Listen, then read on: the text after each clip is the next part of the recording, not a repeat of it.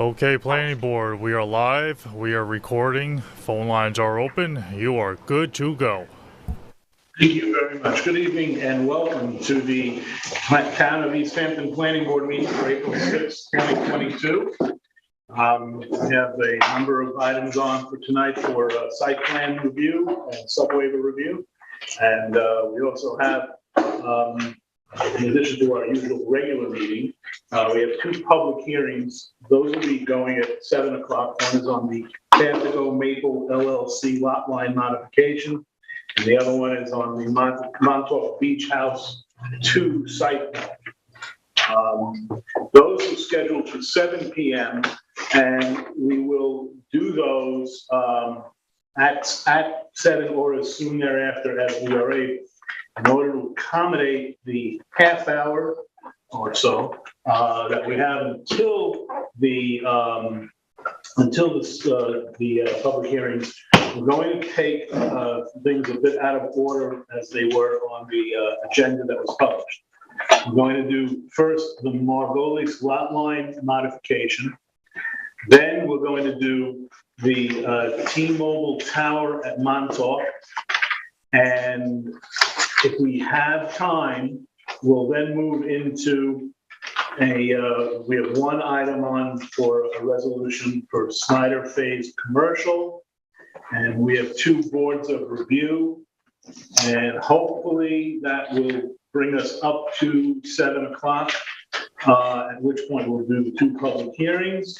And then we'll continue with our work session, at which time we'll cover Home Sweet Homes application and the John Edelson modification. There was an application scheduled for 435 East Lake Drive in Montauk. That has been adjourned to our next meeting, which is in 2 weeks. Is it 2 weeks or 3? Yeah. 3? 3 weeks, thank you. Which one? For 435 East. Oh, that's off the agenda. Yes, yeah, they requested an adjournment. It's going to be the same presentation, the same planning department report. We're just, at their request, moving it up 2 weeks.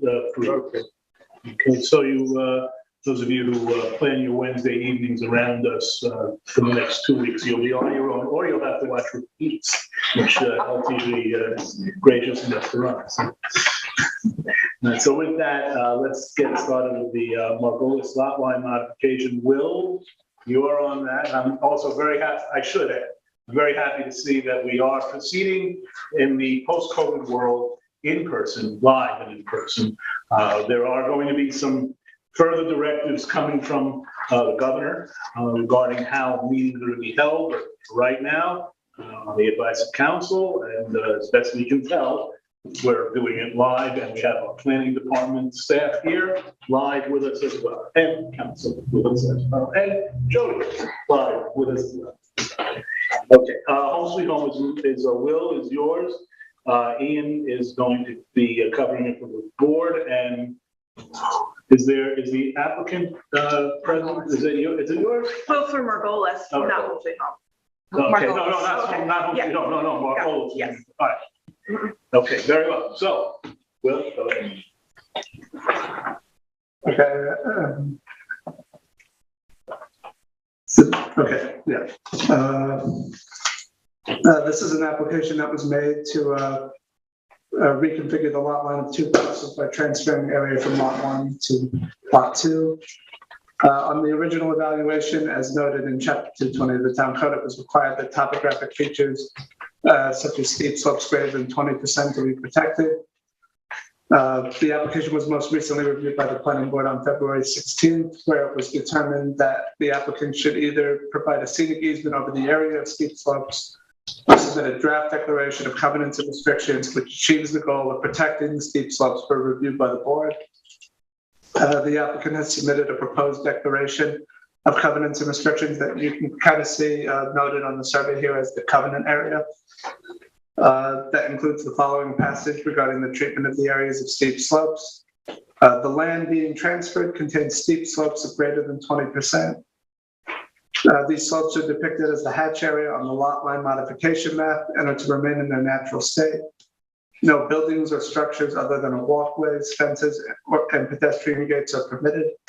The planning department finds these restrictions generally acceptable, but suggests that the board discuss whether they would want to add language to the proposed covenants and restrictions to specifically define the dimensions of a potential proposed walkway, fence, or pedestrian gates.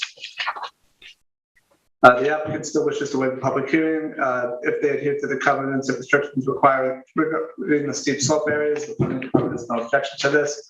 So in conclusion, the board should discuss whether the proposed covenants and restrictions are sufficient and whether the proposed restrictions should be further defined to entail restrictions on the dimensions of potential walkway, fence, or pedestrian gates. Thank you very much.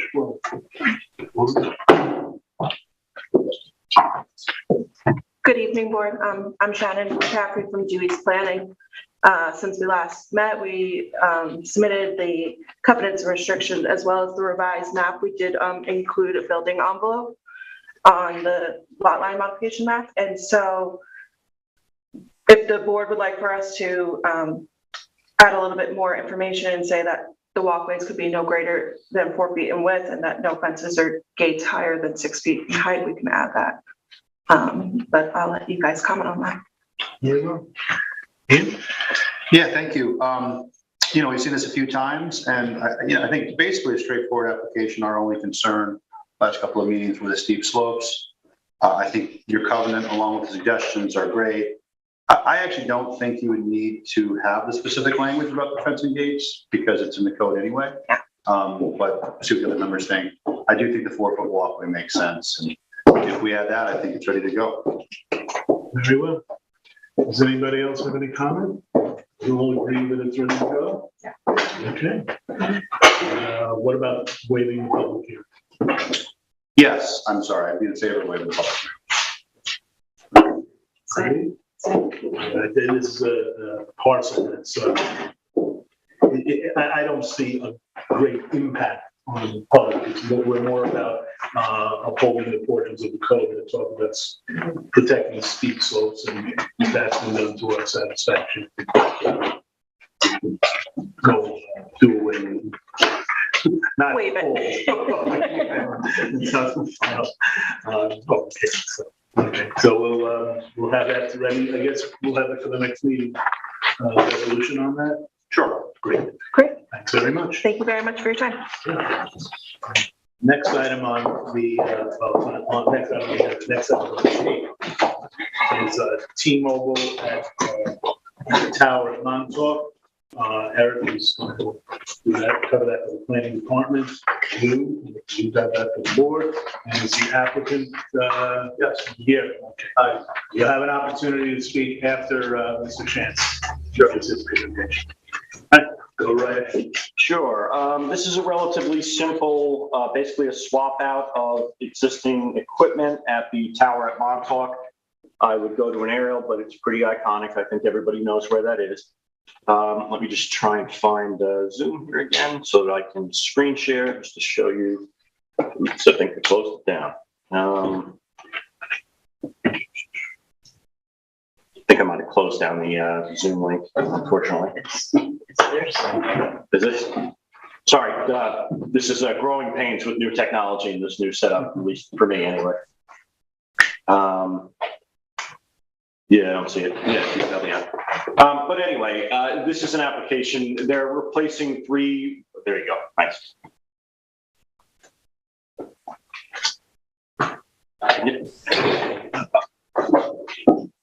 Now you can see it. That's the elevation plan of the tower. There's a concealment structure on the parapet of the mid-level portion of the tower. That is existing but being replaced, and they're replacing 3 antennas in place and then adding 3 new antennas and replacing 3 remote radio heads which control the direction of the antennas. That is all to happen behind that concealment structure. So none of those structures will be actually visible. And you can kind of see it in this overhead diagram. All of that equipment is enclosed within that structure on the top of the tower. So this was reviewed by our wireless consultant, Cityscape, who you can see this is this visual is part of their report. They deem this to be an eligible facility request under federal regulations, since there's no substantial change to the facility, and therefore recommend that the planning board approve the application. Very good. The applicant wish to be heard on this? No, I don't think so. It's your choice. Okay. In that case, Lou? Yeah, there's not much to add.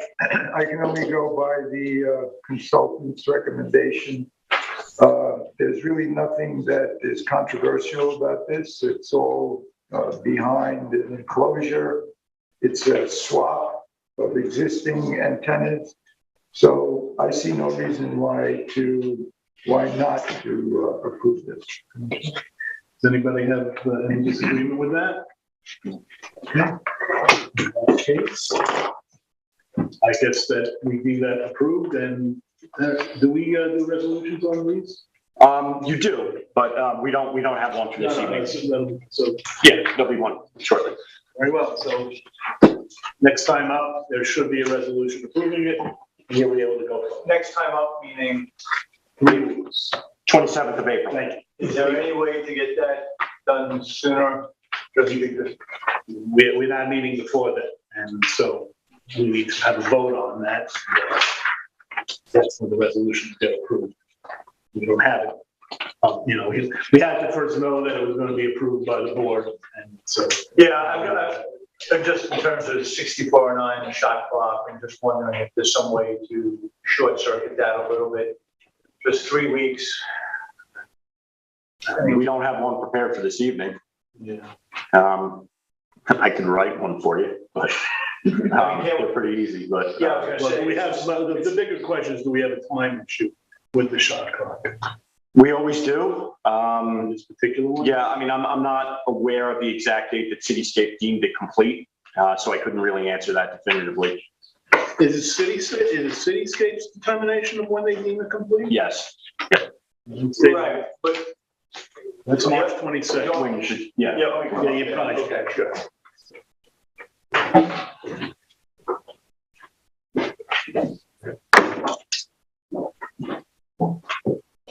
Okay, sure. Wayne Smith, representing T-Mobile. So the shot clock really starts from the time we submit the application. It doesn't really start when your consultant deems it complete. You know what I'm saying? How long ago did you submit the application? You know, So maybe it's a little. I don't know the submission date. I mean, I don't know that it's constructive to get into a discussion about that. From what I'm told from our consultants, that is not the case. It's from the time that it's deemed complete, but that's sort of neither here nor there. Yeah, at this point, the soonest we could have it is the 27th, but I can speak with the building department and try to expedite, the building permit so that it's ready to go the next day. Yeah, I listen, I don't want to get into the shot clock and all that. I'm just. It'll take you longer. Right. And we've had a good relationship. And actually the last time there was a bit of a snafu, Eric, I'm sure you remember that one with the last application. It got confused or something, and it went well beyond the shot clock. And T-Mobile doesn't want to, and I, representing them, don't want to start to get into that kind of thing. I'm just asking. The problem is The resolution is probably the same resolution you've passed for the last 3 or 4. You know what happens is, let's say we try and cannibalize and grab one, cannibalize it, and it has a mistake, and we pass it. Then you're going to have a bigger problem, because we'll have to undo that and then do a new one. So all things being, equal, you probably, and since Eric will work with the building department, make sure that once the resolution is passed. Yes, we did that the last time. That really. It's just what you've got here is one of the very few times where this board doesn't meet for a couple of weeks. And if this had been last week, then that you were on, then we'd be doing the resolution. Okay. So Well, whatever can be done. the plan department will work. I appreciate it. Okay, good. All right. Thank you for your time. Thank you. Good night. Okay. Appreciate it. Okay, we have 15 minutes, which I have a feeling we're not going to consume all of before the public hearings, but we'll read slowly. We have, I'm sorry, Snyder, that one, that is That's the yours. extension of time. Yeah. It's,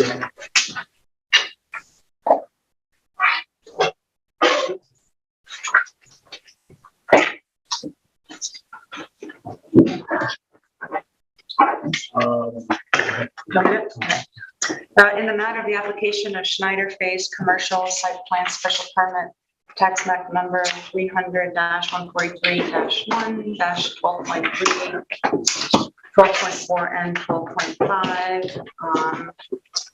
There's a request for extension of time on their project, and I have read their request.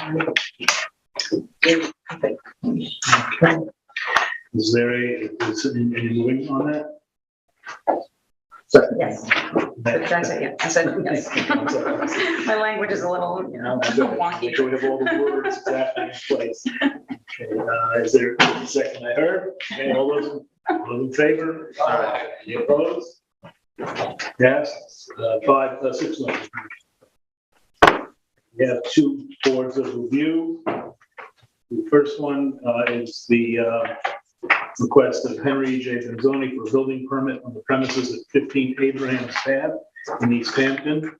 That's portion of lots number 2124, lot 25, portion of lot 26, portion of lot 32, and a portion of the Pavilion Place right-of-way. This is block 1, map 171, urban renewal parcel number 55. It's Suffolk County Tax Map 300-120-3-15 and 17.2. And the undertaking is in the amount of $22,000.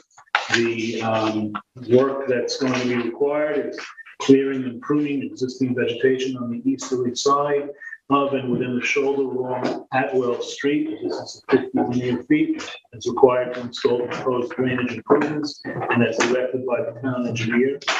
Number 2 is to install 2 catch basins and 2 leaching pools that are 10 feet in diameter and 10 feet each along Atwell Street below, and as directed by the town engineer. All drainage structures are to be installed at least 50 feet from private water supply wells. Catch basins shall have a curb inlet with concrete curbing, and the leaching pools are to have a 24-inch solid cast iron covered tube rail. All drainage structures are to be piped together with 15-inch smooth interior, high-density polyethylene HDPE pipe. The work shall include asphalt paving and shoulder restoration as required. All construction shall meet the subdivision standards of the town code. Prior to performing the work, the pre-construction site meeting shall be conducted with the town engineer to review the existing site conditions and scope of the required road improvements. And again, if I hadn't said it earlier, the undertaking required to be posted is $22,000. The requirements shall be subject to review 1 year from the date of the resolution or April 6, 2020. As I say, I've reviewed the board of review and I move for its adoption. So second. Second. All those in favor? Aye. Any opposed? Okay. Passed 6-0. The next board of review is the request of Renan P. Ventimiglia. Apologies if I mispronounced their name. For a building permit on the premises located at 8 3rd Street in Springs. Lots 11 through 17, block number 5, map number 499, urban renewal parcel 17, Suffolk County Tax Map 300-76-6-7. The undertaking is in the amount of $16,500, and work to be done shall be road improvements along 3rd Street as follows. Clear and prune the existing vegetation on the westerly side of and within the road shoulder along 3rd Street, a distance of 48 linear feet, as required to install the proposed drainage improvements and as directed by the town engineer.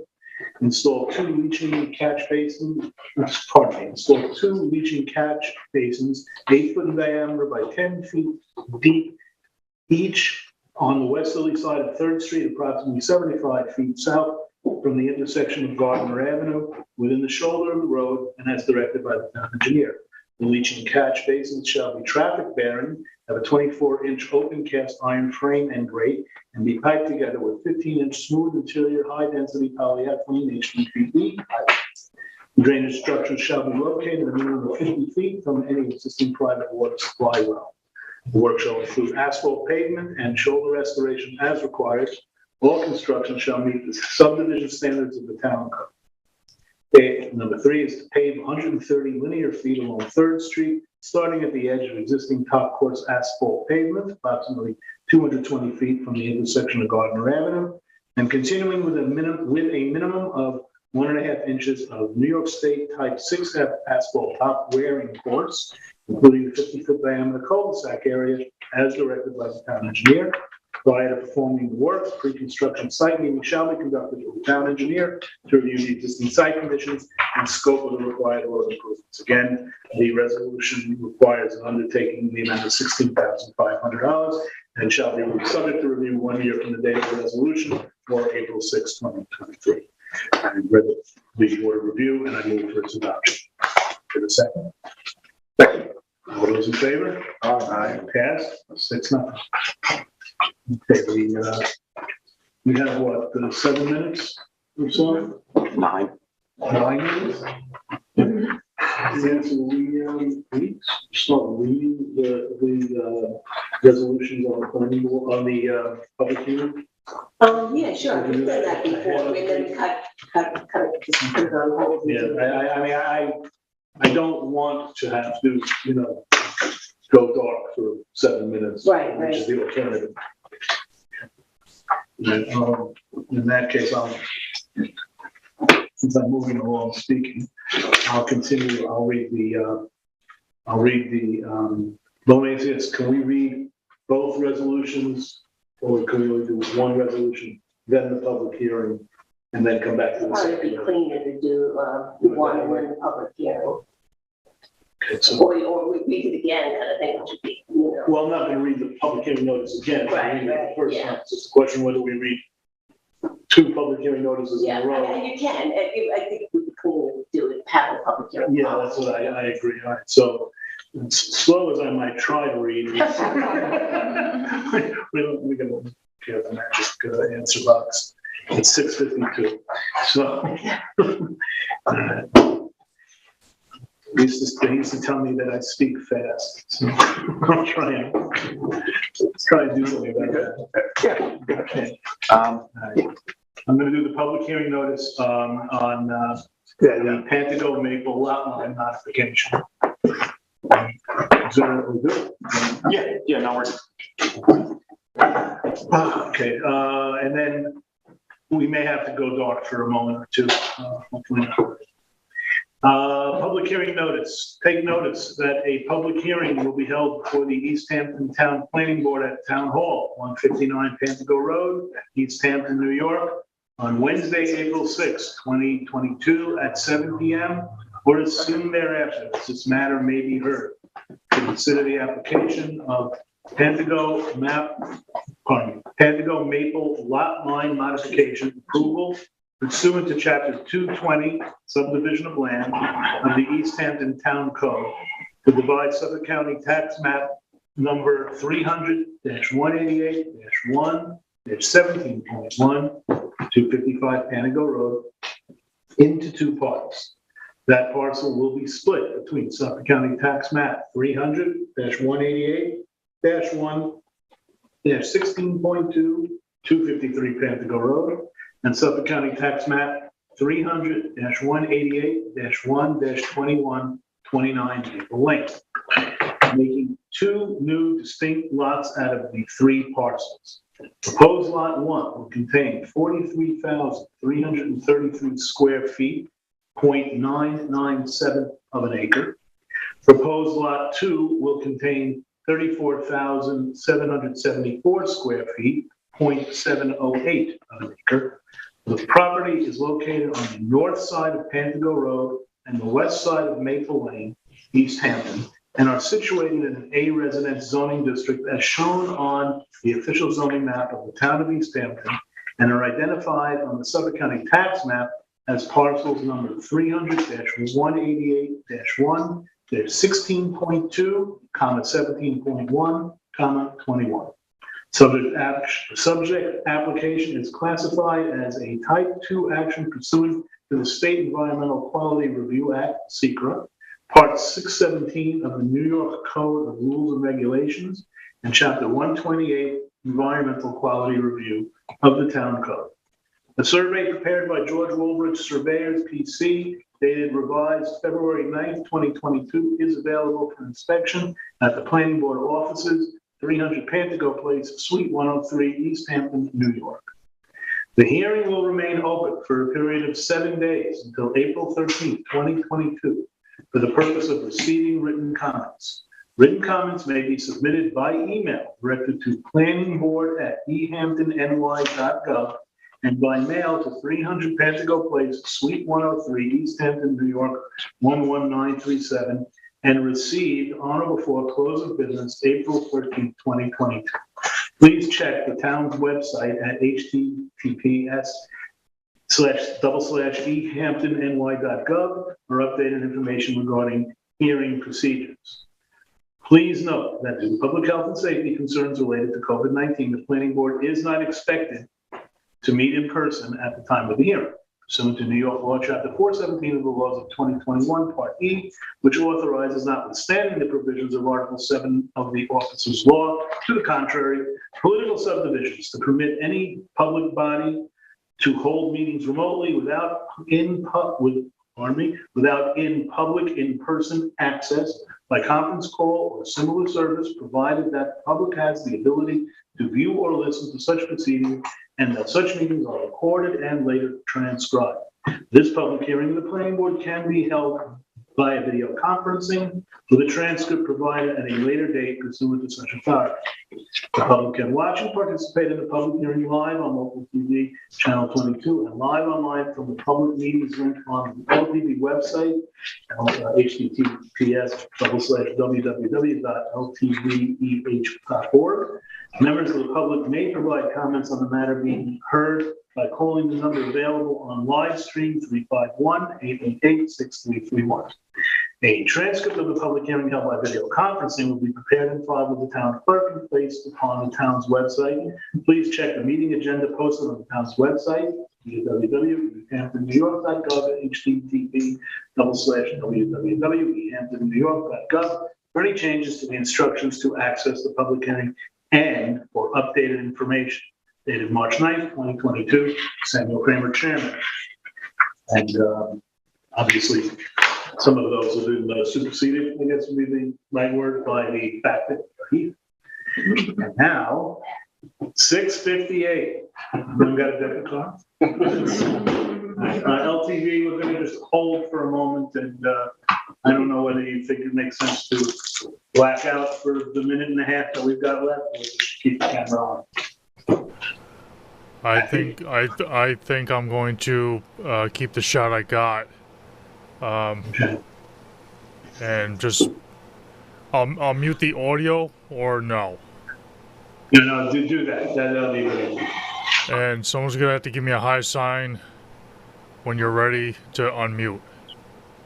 I got 6:58 on my end also. Okay, so as soon as my clock here, now it just clicked to 6:59. So,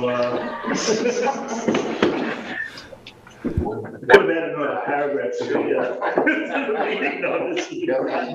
That's not what they're doing in conference, because like books or something. And they like what's that? That's a great message. Sorry.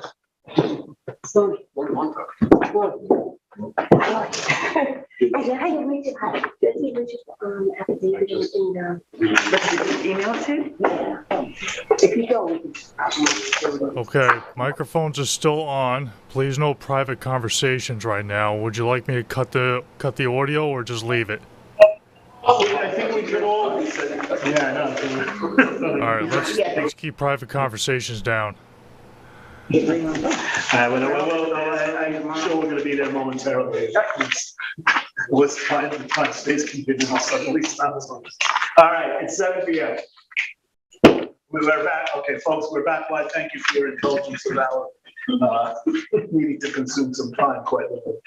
The meeting notice has been read, and Nancy, we have jurisdiction on this application. Yes, Chair, I reviewed the application of service and posting. It does appear that it's properly noticed. Very well. Okay, Henry, is this one? No. It's Will's, but I'm going to cover it for him.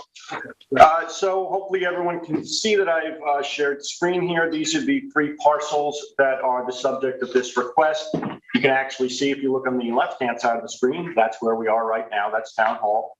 So this is situated between Panago Road and Maple Lane. I apologize that the survey, which you can see now, it doesn't show up terribly well in this format. But basically the idea, and if I toggle back here a little bit, the idea is to take these 3 parcels, which are single and separate parcels, and take the westernmost one. And basically what happened was when the residence was under construction, a portion of the foundation was built across the property line. So what they want to do is consolidate these 3 lots into 2.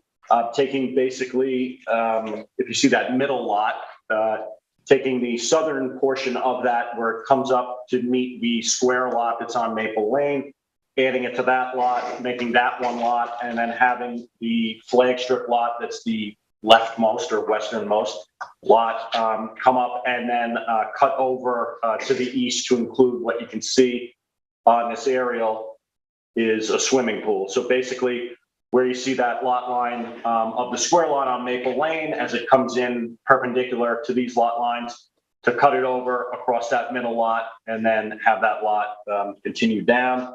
I will show you the actual lot line modification map, which it is difficult to see, but if you can follow my cursor a bit here, and I suppose I could draw on the board to help you out there with the stylus. In fact, why not? Let's use technology. You know, Assuming we have the. the stylus is around here somewhere. Well, all right, that didn't work. That's great. But basically, it's tough to see, but this is the lot line right here. So this would be an L-shaped lot here, and then the remainder would be in that area there.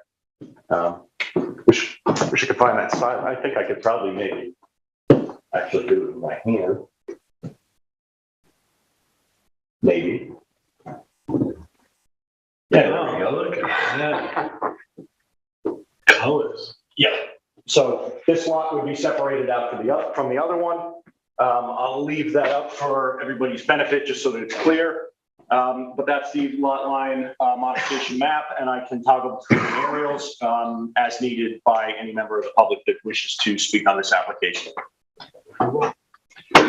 Yeah, Ms. Wiltshire, it's yours. Yes, but I'll wait to see if there's a public Very well. comment. Okay, all right. Are there any members of the public who wish to be heard with respect to this application? Hearing none. I have nothing to add.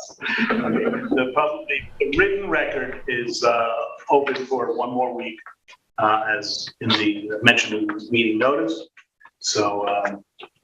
And Mr. Chairman, just for the record, you have 0 callers on the line. Well, that's, and that goes for the other one also, right? What other one? There is another, we're gonna do another public hearing. Yes, correct. One way or the other. Okay, very well. Thank you very much, man. I still gotta get used to the of not like looking up at the mic or something. I was kind of wondering who you're looking at. Maybe that was Jason's class. All right, so that, we'll see you or not in, So you will close the record in a week, but you're not having a meeting? No. It automatically. The notice has to go into our office. So any member of the public who might want to comment has 7 days from now to get in a comment, but there won't be one way or the other any further spoken comments. So the question I have is, if someone has a comment, are we able to address it?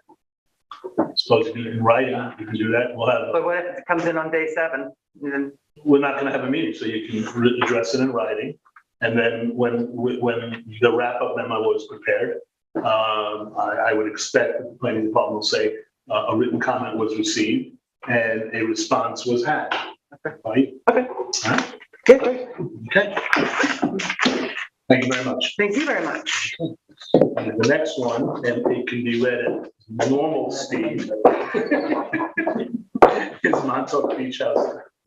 Take notice that a public hearing will be held before East Hampton Town Planning Board at Town Hall, 159 Panico Road, East Hampton, on Wednesday, April 6, 2022, at 7 p.m. or soon thereafter. This matter may be heard. To consider the application of Montauk Beach House 2 site plan approval pursuant to Article 6 of Chapter 255 East Hampton Town Code, construct 297 square foot covered outdoor grill area with a countertop on an existing portion of concrete patio covered by a 1,450 square foot trellis. Property contains 33,430.6 square feet, 0.7657 acres, and is located on the north side of South Elmwood Avenue, Montauk, and is situated in a central business CB zoning district as shown on the official zoning map of the town of East Hampton and are identified on the Suffolk County tax map as parcels number 300-49-4-52.7. Subject application is classified as a type 2 action pursuant to the State Environmental Quality Review Act, SECRA, Part 617 of the New York Code of Rules and Regulations, and Chapter 128, Environmental Quality Review of the Town Code. The survey prepared by James P. Walsh, Land Surveyor PC, dated revised November 6, 2020, and a set of plans prepared by CAD drawings dated December 28, 2020, including cover page A-00, proposed site plan S-00, general notes GN-01, strapping details GN-02, details GN-03, proposed grill area floor plan A-01, proposed grill area framing plan A-02, proposed grill area electrical plan A-03, proposed elevations A-04, proposed awning elevations A-05 are available for inspection at the Planning Board offices, 300 Panago Place, Suite 103, East Hampton, New York. The hearing will remain open for a period of 7 days until April 13th, 2022, for the purpose of receiving written comments. Written comments may be submitted by email directed to planningboard@ehamptonny.gov and by mail to 300 Panago Place, Suite 103, East Hampton, New York, 11937, and received on or before close of business April 13th, 2022. Please check the town's website at ehamptonny.gov for updated information regarding public procedures. Please note that due to public health and safety concerns related to COVID-19, the planning board is not expected to meet in person at the time of this meeting. Pursuant to the New York law, Chapter 417 of Laws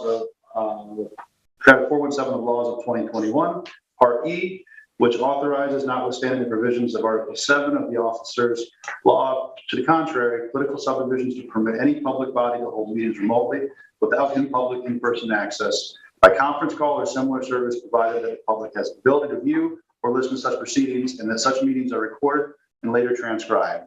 This public hearing of the planning board can be held via video conferencing with the transcript provided at a later date pursuant to such authority. The public can watch and participate in the public hearing live on local TV channel 22 and live online from the public meeting link on the LTV website, www.ltveh.org. Members of the public may provide comments on the matter being heard by calling the number available on the live stream, 351-888-6331. The transcript of the public hearing held by video conferencing will be prepared and filed with the town clerk and placed upon the town's website. Please check the meeting agenda posted to the town's website, www.ehamptonny.gov, for any changes to the instructions to access the public hearing and for updated information. Dated March 9th, 2022, Samuel Kramer, Chairman. Do we have jurisdiction on the job? Yes, we do, Chair. I reviewed the affidavit of service and posting, and it does appear that it's properly noticed. Mr. Hammer, is this one yours? Do you want to speak now? Do you want to wait to hear? I will address that. Okay, there is. Are there any members of the public who wish to be heard with respect to this application? Hearing none, you're welcome, if you like, to have the word. Good afternoon, Mr. Chairman. Pleasure to be here in person. I normally wouldn't say anything at a planning board public hearing, but there was a written email submission to the board from the public that I did want to address. I think the person who submitted that is familiar with the Montauk Beach House, this is an existing facility, an existing use that was approved by the planning board.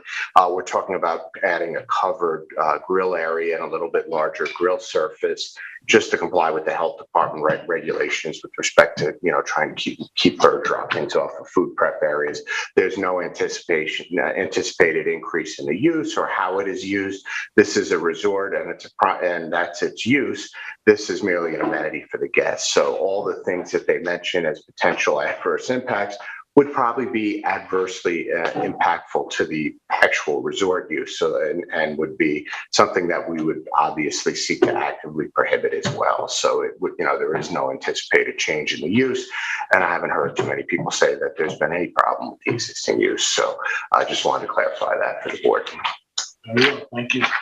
Okay, the record will remain open until April 13th for written comments. And there'll be a wrap-up memo, and then we'll deal with the application in its final form. Okay, so we are done with the public hearings. We are done with all the matters on the regular meeting. Well, there is a resolution related to one of the matters that remains on our work session. So we're going to go back into work session.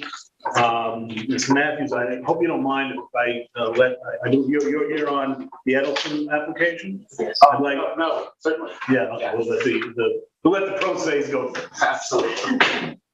Okay.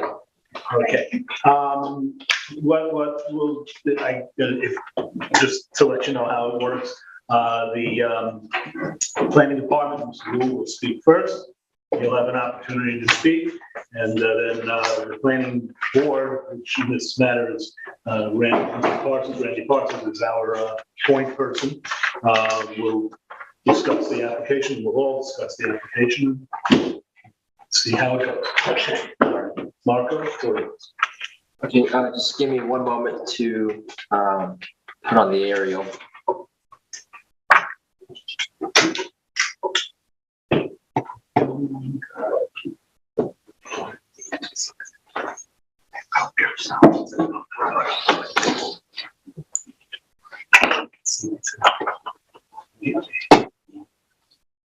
Okay. No.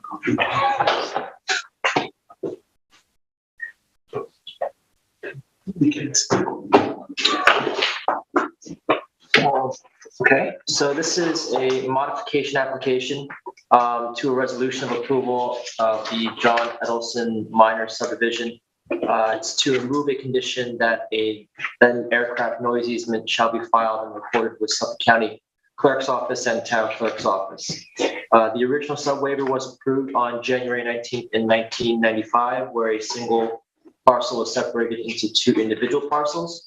The property is zoned B residence located in Wainscott and is improved with a single family residence and pool. The lot that's highlighted is the lot after the subdivision, and I should probably highlight the other one as well. I think they believe these two lots that were part of that subdivision. So that's a waiver, sorry. The 1995 resolution of approval includes a condition of approval that states that the grant of a large lot scenic easement and the grant of a aircraft noise easement shall be filed with Suffolk County and Town Clerk's Office. It appears that the large lot easement was properly recorded and adopted. However, the aircraft noise easement was not. The planning board file contains a copy of the aircraft noise easement, and documentation was found noting that the easement was adopted by the town board. Unfortunately, the copy of the easement does not contain a stamp from the Suffolk County Clerk's Office or a recorded signature from the town clerk. Therefore, the sub-waiver is considered to be incomplete and cannot be issued a CO. The incomplete condition was noted to be an outstanding issue as late as 1999, as illustrated on the building card history. The sub-waiver was granted multiple extensions of time by the planning board. However, it appears that sometime after 1999 and before 2001, the property had changed ownership and no further action was taken. Since then, the property was improperly granted a CO for a masonry fireplace in 2007, and the issue had remained unresolved. The sub-waiver appears to have been completed according to the Suffolk County tax map, as the lot lines depict those illustrated in the approved sub-waiver and were granted their respective tax map numbers. The current owner of the property, in which case is also the applicant, is seeking to obtain a new CO and is in contract to sell a parcel and purchase a new residence. Upon reviewing the application for a new CO, the building department had rightfully identified the outstanding issue and had notified the applicant that approval from the planning board will be needed to ensure that the sub-waiver was properly completed. The planning department notes that in order to obtain a new CO, the applicant would either need to properly record the aircraft noise easement from 1995 or seek a modification to remove the easement as a condition of approval. It is unclear if the current owner would be able to file the easement in place of the original applicant, and it is highly unlikely that the applicant, John Edelson, would still be a resident in the town of East Hampton. An aircraft noise easement is an agreement that the applicant fully waives their right to bring action to the town due to noise, vibration, fumes, or all other effects from the East Hampton Airport. The planning department notes that an aircraft noise easement is an uncommon easement to be filed in current planning practices and it is likely to provide very little benefit to the town. The other easement that is a condition of approval, such as the large lot easement, remains to be an important easement to the town, and that has been properly recorded.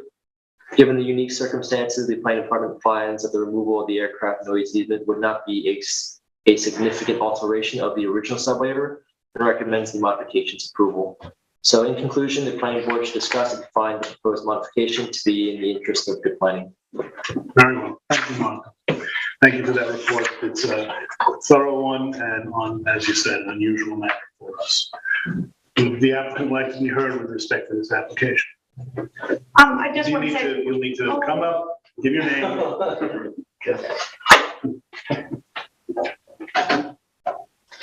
And I don't know if it's necessary to be worried. It's up to you. It's possible that, I can tell you this, it is possible that during the course of the discussion, one or more board members may have a question for you and you may have to come up anyway. Okay. So again, it's entirely up to you. Okay, I'm already standing. Thank you very much for your help. He was incredibly helpful. I'm Leslie Falk, and my husband and I, Jules Felicia, own the property at 182 Rudd in Wainscott, New York. The only thing that this came to light maybe 10 days ago, and in the possible closing of our, we're trying to set a closing date for selling our property after 22 years of being there. This has been kicked since 95, I believe, we looked into. So there's been 3 different owners since that time. We've also been granted 2 permits, one for the fireplace that was mentioned and also one for the pool. And this never came up during that process either. I'm just hoping that we can eliminate this so that we can move forward selling our property after 22 years, which we're sad to do, but good timing for us. So hopefully, if you have any questions, please ask them. Very well. Thank you very much. I think Marco covered it. I remember being on the town board when the aircraft noise easements were, the town board decided to use them to address residential complaints around the airport, and they wanted to give buyers notice that there's an airport so they couldn't come in later and say, I didn't know there was an airport here, and I didn't know you were going to make noise, and I'm going to sue, etc. In this case, I don't think it serves any real purpose. And it doesn't sound like the town uses them anymore. So. Yeah, I was just curious. Marco in his report said that it doesn't serve the town, this kind of easement. And I was wondering, why is it that it doesn't serve the town? It seems to me, maybe, naively, so because I'm not that familiar, but it just seems that if the town did have this kind of noise easement, it would protect it, like you said, was their original intention, from people suing. So how is it that it doesn't serve the town? Well, I think in this, my conclusion at this point in time is that this is a pretty intensely developed area. It's not that close to the airport? That's what I'm looking to see is, okay, It's about a mile away. yeah, it's south of the highway, south of Wayne Scott, Maine. And the main runway runs east-west, and that's where the noises take off and landing on that runway. So the major impacts. Moments. I think a resident of Wayne Scott maybe we should correct your interpretation. That was before rerouting anyway. As a resident of Wayne Scott, in the flight path and the helicopter, there's a lot of southern traffic. Now, the path, ideally, according to the airport director and others, goes through Georgia Pond. And I'm really close to Georgia Pond. So I hear that. I'm sure further, I mean, it's a half mile, more than a half mile, I guess, from the pond, and maybe a half mile from the flight path of those helicopters. So what is the residents? The residents, yeah. I have a question for Marco and maybe Nancy. If the town board adopted a resolution or adopted this easement and authorized the supervisor to sign it, maybe they should be involved in undoing it, and that'll address your question. Are they still doing No, this? the planning board is the one who instituted, who put this easement in place, and I think yeah, the they town, correct on that. then the town board though has to adopt Yeah, but it's just like a scenic easement where the town, it would be dedicated, the planning board, I should probably come up here. The planning board during whatever process it be, in this case, minor subdivision, would, state that an easement, let's say, even if it's a scenic easement, is a condition of their approval, but it would be a scenic easement that would be granted to the town. So the town board, as the main authority of the town, is the one that accepts it because it's being given to them, but at the direction of the planning board. Exactly the same in this situation, except it's an aircraft noise easement, not a scenic easement. Yeah, but I think they're the only entity that can accept. Yes, that's correct. It would be to them. It would be to the town and the town board as they. So they accepted it. are we making a recommendation to the town board? Is that how? No, we're modifying. We're modifying the. Yeah, correct. But Eric, why isn't it to any benefit to the town, as stated in the report? Yeah, well, what Marco said specifically was very yeah, exactly. Yeah. Simply, and that's sort of our interpretation of it. That's a matter of degree, and I would direct you to consult with counsel. Yeah, I'm sorry. Well, I was going to say, that there's no shortage of litigation in this town involving these. Yeah, that's what I was going to say next. This is an easement that's meant to prevent a homeowner from suing the town over the airport. It hasn't really worked. Well, let's put it this way. Okay? So, If somebody who has one of these easements, is the property is one of the easements, brings litigation against the town because of noise. Now we're talking about bringing litigation now in 2022. I suppose that the existence of the easement would be available as a defense to the town, that the town could assert against the homeowner who's suing the town, the airport, whatever entity is making the noise. I'm not familiar with the cases, but I don't know of, I haven't heard of any time that the town has asserted the existence of the easement as a defense. Yeah. So when the planning department says that, it doesn't really matter whatever specific. very little benefit was Very little benefit, yeah. I think that's where they're going. But do we know that they haven't, or the result? I mean, I don't know anything about this subject, so I don't want to wade too deeply into. No, and I'm guessing on what the defense is. I'm giving a little bit of pause to the speculation. You know what, as we talk about it, I think the town board should weigh in here and say, we're not taking easements anymore, we don't like them, they weren't effective, or we are still, and we think that the way to go here is to prepare a new airport easement, have these people execute it, record it, and then. But is there any reason not to just, is there anything preventing the easement from just being filed at this point? That's a question for the applicant. I think they have a closing date. I think they have. They have a closing. I think that's- Do you have it? Yeah, I'm sympathetic and you, We can't get a CMO. Yes. I think what we want to do here is get a Yeah. sense of the timeline that you're faced with, which obviously it's a concern to you. Do you have a closing date? We do. We were supposed to close on the 4th of, 2 days ago? Yes. And this is holding you up, yes. and so you're coming to us to make the recommendation to.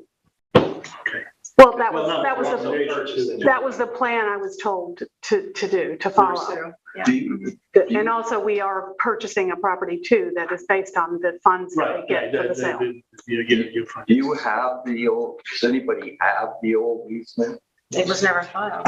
But it was heard and it was approved by the town board. Yes, that's correct. It seems to me like the easiest, I mean, you could still just file it now and then you get the CO and. Yeah, that would be, I agree with Ian, because otherwise I think we have to find out what the policy attitude is about these easements. Well, I think the danger also might be that what's our justification for modifying? Yeah. We have to have some kind of, I would think we have to have some kind of justification for modifying. Circumstance. Well, what would that be? It would be that the town board has changed the policy and no longer requests them, but we don't know that. Could also be. But also, wouldn't it be the distance from the airport as well? I mean, we are a mile, like we said, from the airport, but homes have been built way closer to the airport and have not had this issue. I'm sympathetic with that. The problem is the distance hasn't changed. So like the circumstance would have to be different now than, well, like if the airport moved 20 miles away, that would certainly be. Well, if the policy of the town at the time was to require this easement, and subsequently the town didn't require it on parcels that are closer to the airport, that you wouldn't view that as a change in circumstance? Well, I don't know if it is. I can give you an example. So if that's true, I'm for modifying. Well, wait, no, it was only imposed as a condition of subdivision. So if you had a single and separate lot, when that policy was introduced, you wouldn't put an aircraft noise easement on your lot. It was only when a subdivision was done, all the lots in the subdivision was a condition of subdivision. So then this is an especially unique circumstance. Can I just say one thing? I'm sorry. I would need to stand up there. Just to clarify, I mean, as far as, saying that the town board's policy has changed, I'm not aware of any statement or resolution that was ever put out by the town board establishing such a policy or ending such a policy at any point. I think it was just something that was done as a matter of fact at a certain period of time. And I would suspect that because they found that there wasn't very much utility in requiring those easements, that it just sort of became something that stopped happening. But I can give you in fairly recent times examples of actual major subdivisions in the area that were approved that did not require aircraft noise easements. One you can see right on the screen right now is 55 Wainscott Hollow. Those lots. Where's that relative to this application? Right here. And 20, and what number is the? I can do the old drawing trick if you want. 18, thank you. And where's that relative to 18? It's the blue. It's the blue parcel Yeah. on that map? Thank you. That's And 55, oh, I know where 55 is. So. Yes, yeah. That's that subdivision. If you went a little further south, although that's going further away from the airport, but it's still within proximity to the airport, you would have Estates at Further Lane, which is right on Wainscott Pond. I know for a fact that also I'd have to X this up. No, thank you. If you could go south a little. I should X that out. So this one is, tough to see here, but it's over in this area here, just to the south is Estates at Further Lane. This is the Osborne Farm subdivision. That does not have aircraft noise easements. So actually most of the major subdivisions in the area did not require them. So I think it was based on a radius from the airport. Yeah, it very well may have been. I'm just trying to give you examples of more recent, subdivisions that are right in the area. I can tell I you know. that it was a policy.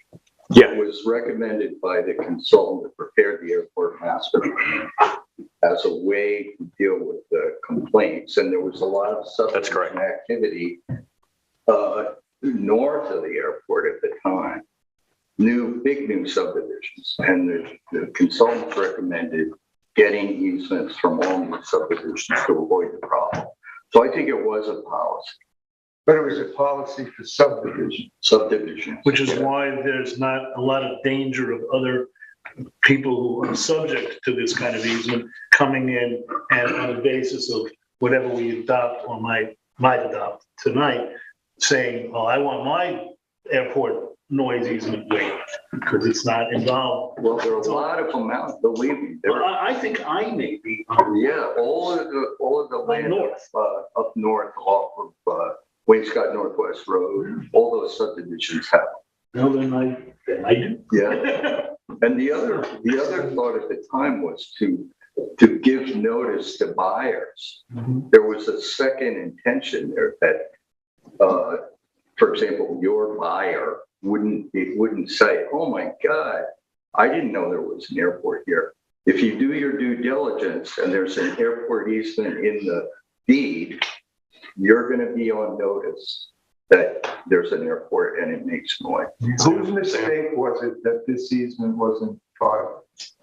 The past property owner, Mr. Edelson, supposedly. That's possibly 2 or 3. 3. Yeah. So I think I know something that has changed. It is the path of the helicopters. And I'm very familiar with the airport and the helicopter path, and I spoke with the director of the airport often. About 3 or 4 years ago, he made sure that the path of the helicopters was over Georgia Pond because they were going left and right. They were flying right over the Osborne farm 3 or 4 years ago. He insisted that the helicopters fly this Sierra route through Georgia Pond. So that's changed over a few years. Yeah. You like that one? No, but it's right, and yeah, they either come that way or they go from the other directions. They go over the Northwest Harbor. Northwest Harbor. Right. You're saying that change would, Because they used to fly, because they used to fly, may have flown over their house, but the airport director insisted that the helicopters take the Sierra route and be consistent with it. And I noticed that too about 3 or 4 years ago. They all moved over to Georgia Pond. Yeah. So the necessity of depriving the property owners underneath that flight path is no longer a necessity because the helicopters don't go in that route. Look, I think that's a policy issue that could change at any instant. Like, I think that if you guys want, I'm probably going to be the dissenting vote here, and the empathetic part of me feels really bad about that because I don't think it's your fault, but it sounds like somebody dragged their feet in filing this, and I think it's a bad precedent to set that if you do that and like anything changes. I mean, there's certainly a change of circumstance that could be found, which is just that we don't do this anymore. That's a pretty big change. Well, I don't think it's the right thing to do. It's not if there's a change of circumstance that we have to vote to modify it. I think the right course of action here, I certainly don't think the idea of notifying the next homeowner, that's gone away.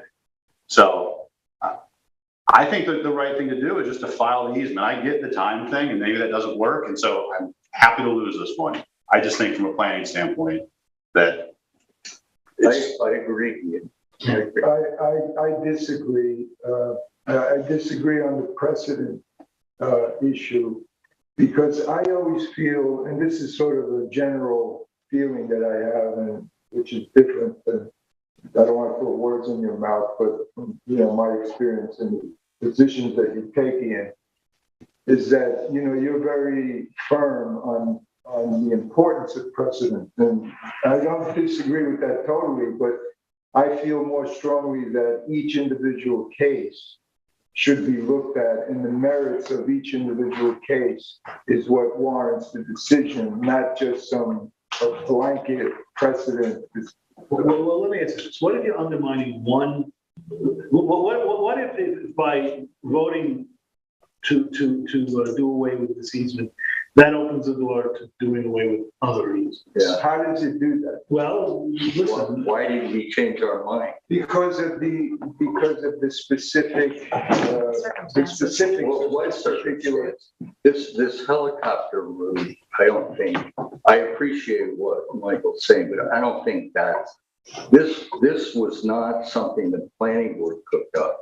This was something the town board and their consultant in their master plan cooked up and asked the planning board to impose on all. But this also equates to me, like when you're on the zoning board and somebody by mistake puts their house 3 inches to the left, we don't make them tear it down. We give them so this is a mistake that was made 3 owners ago. The problem here is that once an easement is filed, it's really hard to remove. And so somebody, it seems like, I can't say intentionally, but it seems like somebody dragged their feet if they were notified and notified. And then what about everybody who filed the easement like they were supposed to?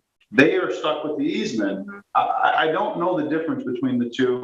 You have 3 owners. I don't even want to argue my position, frankly. The building department that somehow didn't find it 3 different times. Well, that assumes that when you all bought your property, did you get an updated CO? Mm-hmm.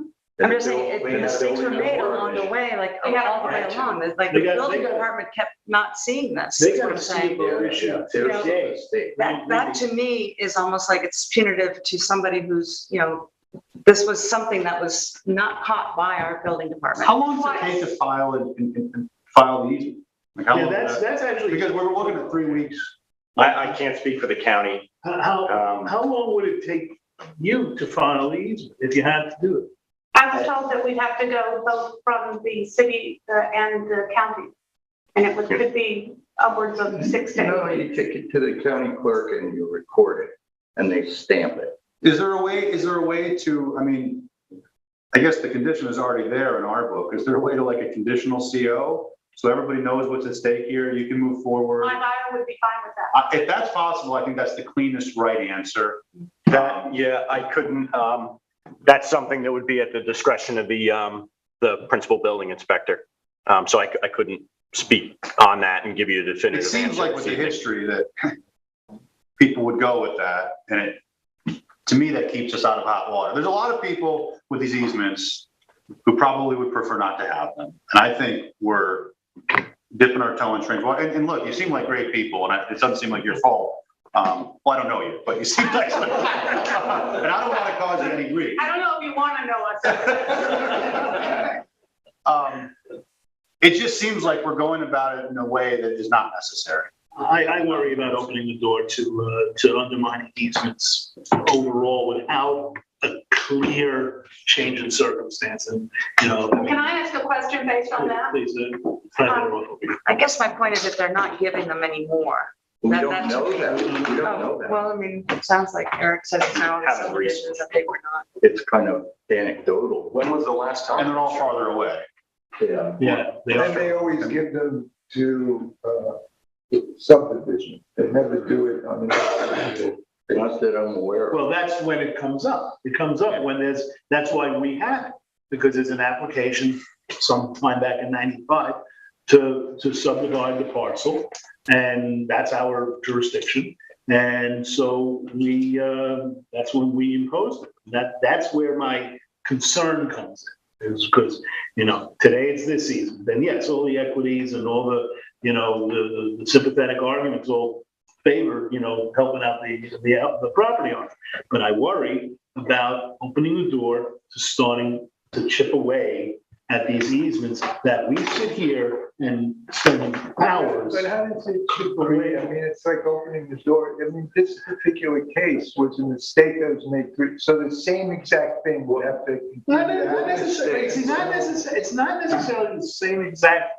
It's something that a clever lawyer could turn around and say, well, you did it on this one. This isn't that much different. Yeah, if somebody dragged their feet on a large lot easement, and then the zoning changed, and then they could subdivide again.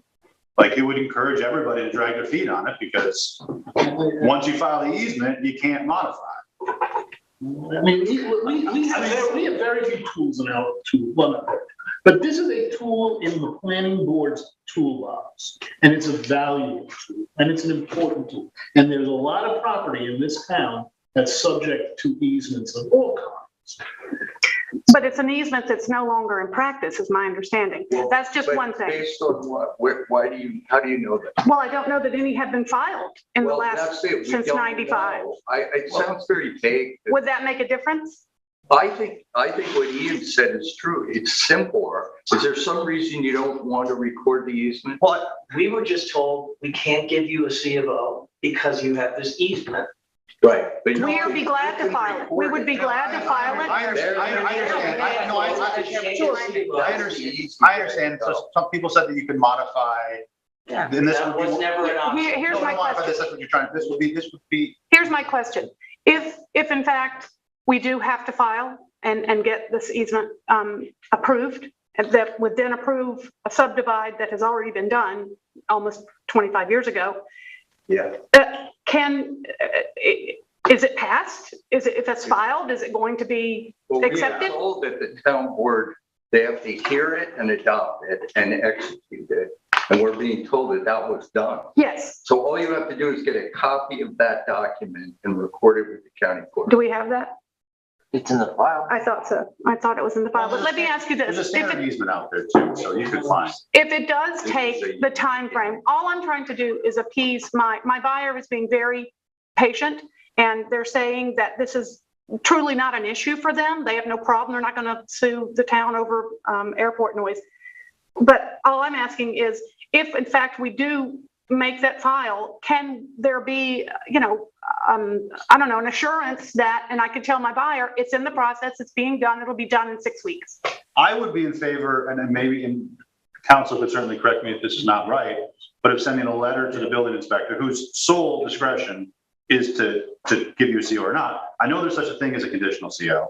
And if this is the only issue and everything else, because your buyer wants to know that there's not other things. Exactly, and it is the only issue, because the last inspection. If it's the only issue, then there's really nothing for us to do then. You would just go through with the old, and you would get a conditional CO, and I would definitely support a letter saying. Absolutely. If we could get a conditional CO, that would be. What if we go to her, it's a woman, and she says no? Well, we can't, there's no guarantee we can get it. Well, look, it's like this, we can we could write a letter to her. We can write a letter, right? There's no issue. Yeah, That's right. sure. We write letters to the chief building inspector all the time. But Okay. if you record that easement, she's not going to object to giving you a CO. Yeah, then that's. Okay. The issue is whether the easement will be, approved by the time you get your CO. And I think that what I'm suggesting is very reasonable, and I wouldn't say I can't say likely, but I would hope so. We can get that letter I think she's out reasonable. that. And Glenn's Right, reasonable. right. Absolutely. Yeah, well, I- Sure, and also, we'll go speak with Ann And tomorrow. that'll. I mean, for what it's worth, this actually might be a quicker solution for you because, I agree. well, I'm maybe fine. this is a resolution on tonight, but. Yeah, we do have a resolution, but look, yeah, I really, we're trying to help you. I know, and I understand. We can't cut our own legs off, at least in my view, because I would have to vote against. My only skin in the game is to get whatever CO you just said, additional. Well, it sounds like the planning department, everybody Temporary. wants to see. Until this is filed. We will. That's as much of a CO for us. That's fine. We can't speak to what the building department's going to do. They're a different entity. They don't do what we ask necessarily. And, But as long as it's in the works, I think that the lawyer for my buyer said, as long as we can see that there are no other, well, issues. what he'll see is a letter from us to the chief building inspector, raising the issue and saying we support issuing a conditional CO. Conditioned on the recording of the easement. Well, yeah, right. Yeah. And then Which frankly, I could take the copy that we have and like you said, go and have it stamped if it's all was done prior. Yeah. Is that and then correct? give it to the building inspector and you'll have satisfied our condition. Yeah. And she can give you a CO. Just that. Okay. Do we have that paperwork? This is a copy you submitted yourself. The only quirk is that, it's just has John Edelson's signature on it. That's And that's what's gonna be tricky. So you And may have to really can't hear it earn the again. Property, you know, she owns I the see. property. You may have to hear it again with your name on And you need the TP five, you need, Yeah. document the community preservation plan and the TP 584 always has to be recorded with an easement. Not a big deal, but But something I can do here in East Hampton over a period of 2 months. it. should be. Over 2 months? Or I'm just saying. Well, look, I would certainly modify the application. I mean, I'm speaking only for myself, so that your name would be on it and not, because in spirit, it's the same thing. Mhm. So that's a modification, I think, do in a second, right? You're in place instead So if it's of that Yeah. prior Okay. owner. Well, hang on a second. If the supervisor signed it and the landowner signed it, and it just wasn't recorded, couldn't it be recorded?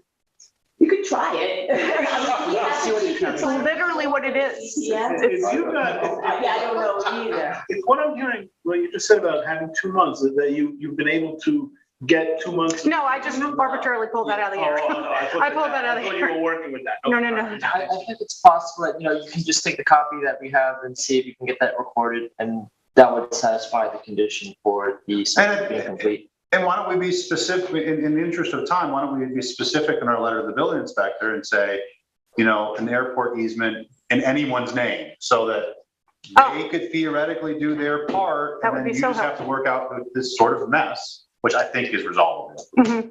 And then it could start tomorrow. That would solve our issue, I believe. Yeah, and again, I mean, I don't know if you want me to go up there. Again, I can't speak for the building inspector, but we will go and discuss the situation with her tomorrow morning. The only reason they're holding up granting a CO is because of this easement, which was required by the planning board. So I can't see why it wouldn't be a convincing argument for a temporary CO if the planning board basically said, we're still going to require our condition. We're just giving them some time to do it. So And just to be clear about the names, so that if you can follow the one that exists, great. If you have to, do a new one, then. But we'll work out the. Prepare a letter Oh, great, that- great. I just don't want to get another snap. Yeah, right, yeah, you don't want to have to come back. Understand. Not that you guys aren't great. Right, keep going.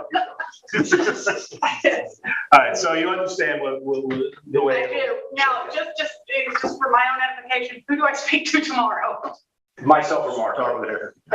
Yeah. And Marco, again, I hope I'm singing your praises so that everybody understands what was incredibly helpful while I was crying. We keep tissues up at the front. All right, thank you very much. Thank you, guys. And thank you. I didn't meet you. I'm Leslie. Thank you. We'll talk tomorrow. Thank you. Bye. Thanks. Yeah. Wow, we're in waiting, Scott. Oh, yeah, thanks, Scott. We have finally the home sweet home application. Marco, we're recovering it, and you got that. And I see council patiently waiting. Here I am. Thank you very much. That was something else. I've never come across that before. I didn't see it. Stick around long enough. Yeah. Oh, yeah. It timed out.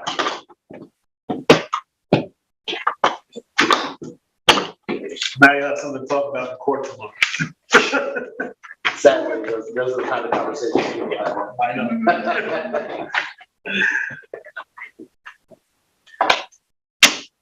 Sweet home. John Nicholson watch. Just give me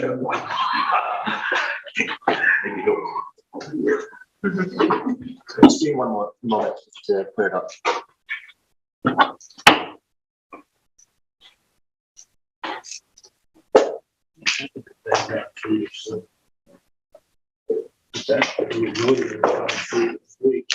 I guess it wouldn't be great. Yeah, no, it wouldn't be good.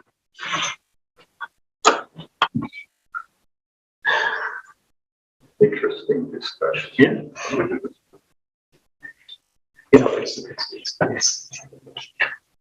It's not easily described. Okay, so this application, just for, going over the history of it, I understand that Michael It's the first time seeing it. So this was to convert a legally pre-existing non-conforming commercial warehouse into a self-storage facility. The plans seek to add an additional story and mezzanine to the structure, increasing the gross floor area from roughly 27,000 square feet or so to 56,000 square feet or so. They are proposing renovations to the existing parking areas as well as new areas for parking and landscaping. This is located in Wainscott. It is on the corner of Georgia Drive and Montauk Highway. It is zone CI commercial industrial. It's 100% cleared. There are two separate tax map parcels in which both are used for the pre-existing warehouse, and they have been reviewed together as one in prior site plan approvals. The applicant is proposing, according to the building plans, that accounted 409 storage units, which is a reduction from the previously reviewed 476. The project is a type 2 action pursuant to the zone to secret, chapter 128 of the town code. The applicant has proposed that areas B, C, D, E, F, and G are to have a new second story, with area G to contain an additional mezzanine. Basically, this last section here is area G, and that's the one that contains the mezzanine. It's located in the square block here.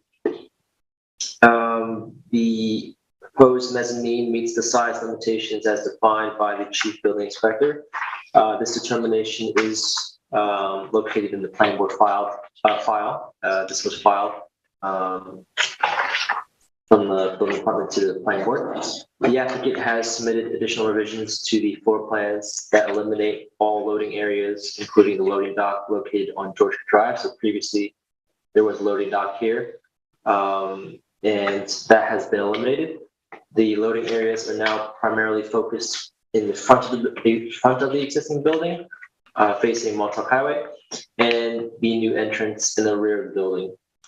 The applicant's narrative has stated that the facility will have approximately 500 storage units. However, accounted 409 storage units on the floor plans. The traffic study still references approximately 476. So the applicant can just clarify the number of units to be proposed. As noted, self-storage is not a defined use in the town code. Other site plans with similar self-storage uses have been approved as facilities under the unlisted non-nuisance industry use. In addition, the town code does not contain a defined parking requirement for a self-storage use. So the applicant has proposed 2 additional parking spaces for a total of 12. Those additional 2 are located where my mouse cursor is in the top right. The 5 new spaces are in the rear, the 6 pre-existing spaces are in the front, and 1 ADA space is also located in the front. Those 2 new spaces are designated for employees only. There are also 3 pre-existing truck loading spaces proposed in the front and at the main entrance. These parking spaces, excluding the truck loading spaces, are proposed to be 9 feet by 20 feet with varying surfaces such as asphalt, concrete, and gravel. And the department would like to note the following: that for the rear parking area, the board will need to relax the accessory structure setbacks for these spaces. For the front parking area, the 3 truck loading spaces, the applicants have stated will be the main unloading and loading area for patrons. Do not allow for vehicles to turn around, meaning that they can only accommodate 1 vehicle at a time without requiring another to back up. If the proposed number of storage units is 401 or so storage units, the overall number of units has been decreased, and the overall parking has been increased, which is a positive improvement. However, the department notes that the overall commercial project is proposed on a heavily constrained pre-existing and non-conforming lot. A majority of the parking is utilized in the front parking lot, which would not meet current zoning standards in regards to aisle width and traffic circulation. The seasonality of the town of Easement would likely result in peak hours of business traffic during the start of spring and end of fall seasons. The constrained parking lot will have to handle peak business traffic as patrons take time to unload and load their belongings whilst being in close proximity to Montauk Highway and Georgia Drive. Both of these see heavy traffic during the high season. I'll just put on the aerial. just so the board has a reference for what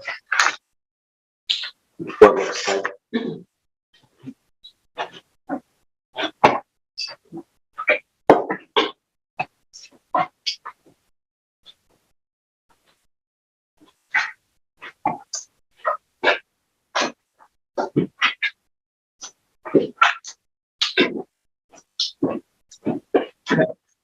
The planning board should discuss if the given revisions to the parking lot would be sufficient in handling the self-storage commercial use in the proposed location.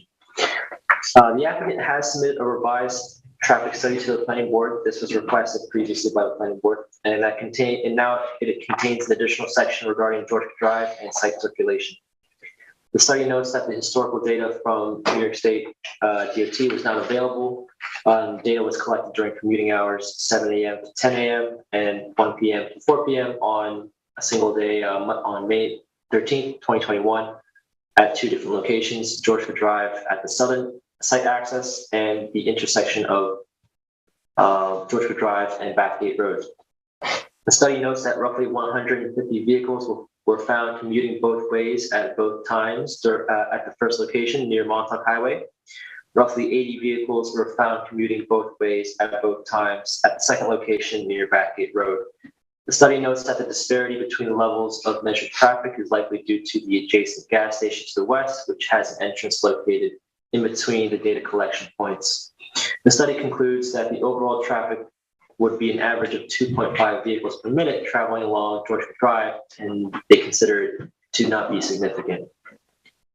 It should be noted that the planning board and the town board are currently reviewing long-term plans of redeveloping areas of Wainscott, such as the Wainscott Commercial Center subdivision and the implementation of the Wainscott Hamlet study. Georgia Drive and Bathgate Road have been identified as critical areas for supporting the circulation of pedestrians and vehicles. Both plans will have significant long-term influence on the level of traffic on Georgia Drive and nearby roads and should be considered by the planning board. The applicant's revised traffic study discusses site circulation, where it is stated that the loading docks would require any box trucks to conduct a 3-point turn in order to offload. Any larger vehicles would have to back in off of Montauk Highway to properly dock, although the study has noted that this would be a rare case and that the proposed use itself has a low level of activity. As noted earlier, the front parking spaces do not have an aisle width that would meet current design requirements. The study notes that there's only 13.2 feet reserved for the two-way traffic and vehicle maneuverability. It appears that this aisle is still reserved for two-way traffic, which would not be ideal given the lack of aisle width. The planning department notes that the main entrance and exit is to be from Montauk Highway. However, the entrance and exit along Georgia Drive does not have any traffic flow indicators. Basically, this entrance over here. Regardless, an entrance and exit along Georgia Drive would likely cause traffic conflicts due to the lack of aisle width for vehicles pulling in and out, vehicles traveling to their preferred exit, and traffic turning into Georgia Drive from Montauk Highway. It is noted that this entrance, although pre-existing, is less than 10 feet away from the intersection of Montauk Highway and Georgia Drive, whereas a 70-foot setback is required by town code. The applicant has stated that the entranceways in the front and rear will be stop controlled. However, it does not appear that those stop signs were depicted on the site plan. The study utilized the ITE Institute of Transportation trip manual for vehicle trips generated by a mini warehouse under the land use code, number 151. The study has chosen to apply the variable where trips generated are based off of the number of storage units occupied, 1.36 spaces per 100 storage units on a weekday, and 0.94 spaces per 100 storage units on a Saturday. And that has been applied to the 476 proposed units. I would assume it will be a little bit less if it's 409 or so. It concludes that the warehouse would have a maximum average parking demand of 7 spaces on an average weekday and 5 spaces on a Saturday. As noted earlier, although the study states that the 12 parking spaces would be adequate to handle peak demand, the board should consider other aspects such as the seasonal peaks of the demand, of business demand, the site's proximity to Montauk Highway, the change in business model / use, and the existing conditions. The applicant has submitted a revised narrative that details proposed anticipated hours of operation and has stated that the existing business trucks would be eliminated with no overnight parking allowed. The facility is anticipated to have a maximum of 2 staff members and shall prohibit the storage of hazardous materials in the units as part of the lease agreements with patrons. The board should discuss if they find the submitted information regarding the use of the site to be sufficient. The applicant has also proposed a new IA sanitary system to be located in the front parking lot. I'm just going to put the site plan back up.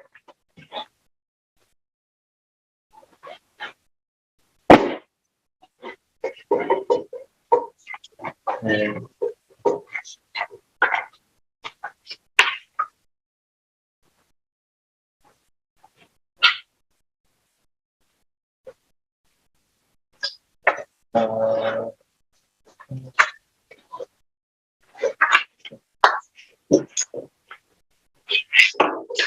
this is the sanitary plan.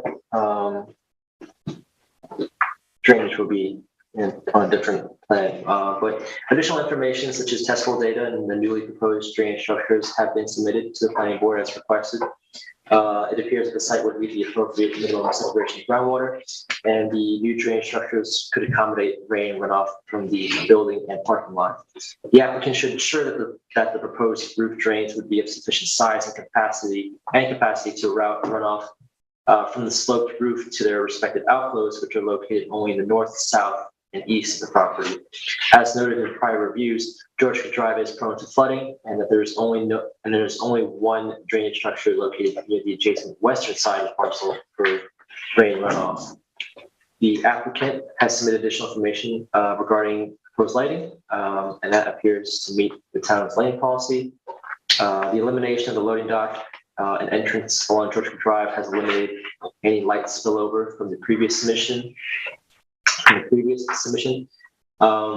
the elimination of the loading dock, the applicant is proposing an area of landscaping, the details of which are located in the memo as to what they consist of. They are mostly either native or non-invasive species, such as western red cedar, tiny wine bark. I'm not quite so familiar with these ones, but I checked that these were mostly non-invasive species, mostly for these are mostly horticultural varieties. Further confirmation will be needed if these improvements would be allowed in the easement, and if the removal of the loading dock would alter the easement's validity. Just to remind the board that there is a small non-permanent easement that extends on the George Creek Drive side of the site. Copies at the time of this memo was being written had not been received, and that should be submitted to the board. I believe the computer is having a tough time. Okay. So you can see by dashed lines, that's where it outlines the non-permanent easement, and that juts out it has a width about a few feet or so. So no comments were received from the fire marshal's office. The site plan and floor plans will need review from them regarding ADA accessibility and fire protection purposes. So in conclusion, the application has been reviewed in multiple work session meetings before the board and would require minor revisions and review in order to be deemed complete. The planning board should discuss if they find the submitted traffic study provides sufficient analysis on the impacts of change of use to a self-storage facility and determine if the use is appropriate in the proposed location. Additional consideration should be given to the pre-existing and non-conforming status of the existing structures and parking lot for the use and site circulation. The board should also consider long-term planning impacts of the subject application and of other nearby large developments, such as the eventual redevelopment of the Wayne-Scott Sandpit. It is noted that the application also requests that the board remove setbacks to the property line for improvements located in the rear, such as the parking, trash enclosure, and outdoor staircases. Thank you for another very thorough report, Marco. Mr. Matthews, the floor is yours. Yes, sir. So nice to be back here finally. Mr. Chairman, members of the board, Brian Matthews, Kirsten Cooley, 241 Panago Road, here for the applicant Home Sweet Home. With me here, so to speak, by Zoom, I have Joe Neitzel, our architect, our civil engineer, Mark Pallotta, and our traffic engineer, Patrick Linehan from VHB, and they can answer any questions the board or the planning department has or may have.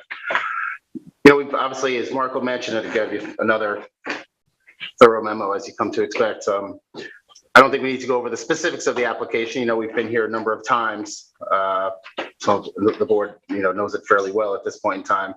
So there's just a few items that I wanted to point out, and then I wanted to walk through the questions and issues that are posited to the board at the end of the memorandum. We know, and the planning memo acknowledges that the following things, which we all think are very clearly positive aspects of this application. The mezzanine, which is a matter that we had gone back and forth with the board, the planning department, and the building inspector. There's been a determination that now that mezzanine meets with the building inspector's determination, so that issue has been addressed. That the drainage on site is sufficient to accommodate any runoff. That the lighting plan is compliant with the town code. That the applicant is proposing to install an IA septic nitrogen reducing system, which will help with groundwater and surface water. And that the applicant has proposed to remove the loading dock on the western side of the property in that non-permanent easement along Georgia Drive, which is something that the board had issue with or concerns about, or at the very least concerns about from the outset of this application. So we think those are all positives, and we think they should be viewed as such. So I wanted to then, you know, walk through quickly the questions, the issues that were raised in the planning memo. First, with respect to the number of units, and again, I believe Joe Neitzel's on the line here. The number of units has been reduced from the 476 that was proposed, but the final number is 443. We think our best guess estimate is that there are upper lockers on the ones on the second floor that may not have been counted to maybe come up with the 409, and we'll put this all in a, you know, a supplemental writing just to make it very clear. But so there's been a reduction of 33 from the proposed units from 476 that we've been operating on for a while, and the new number is 443 units. So that's the number that we'll be looking for at this point in time. The easements, I believe they're now all been submitted. If not, just need another copies. We'll make sure that gets in. So I want to turn to questions 3 and 4 because they all deal with, you know, traffic and parking, circulation on site. So the applicant has submitted. I'm sorry, 2 and 3, pardon me. The easements were the final one. So questions 2 and 3. The applicant has submitted a traffic and parking study from its expert from VHB Engineering that's been, you know, supplemented a few times based on the feedback from the board and the planning department. And again, it's important to note that that planning, that assessment is based on the 476 and the units have now been reduced. I say that because it's important to note that the conclusions of the expert report that states this project would not have any noticeable difference in the level of traffic that is present from the existing site, that any newly generated traffic would not have an effect on the level of activity which is currently present in the area. The proposed operation of the self-storage facility amounting to 1 trip approximately every 4 minutes would not impact the operation of the existing roadways. The parking proposed is adequate to meet the peak parking demand, which was determined to be seven spaces during your average weekday. And that the proposed redevelopment of the site to self-storage will not result in any significant impacts to traffic conditions on the surrounding roadway network, and that the parking provided on site will adequately satisfy that demand. Those are all, we think, critical conclusions in our expert traffic report. Nonetheless, could we pull up the site plan from the key civil? There are a few, you know, there's still. Oh. So question 4 seems to relate to circulation. Right, and if we could. This one? No, yeah, that one's perfect. That one's perfect.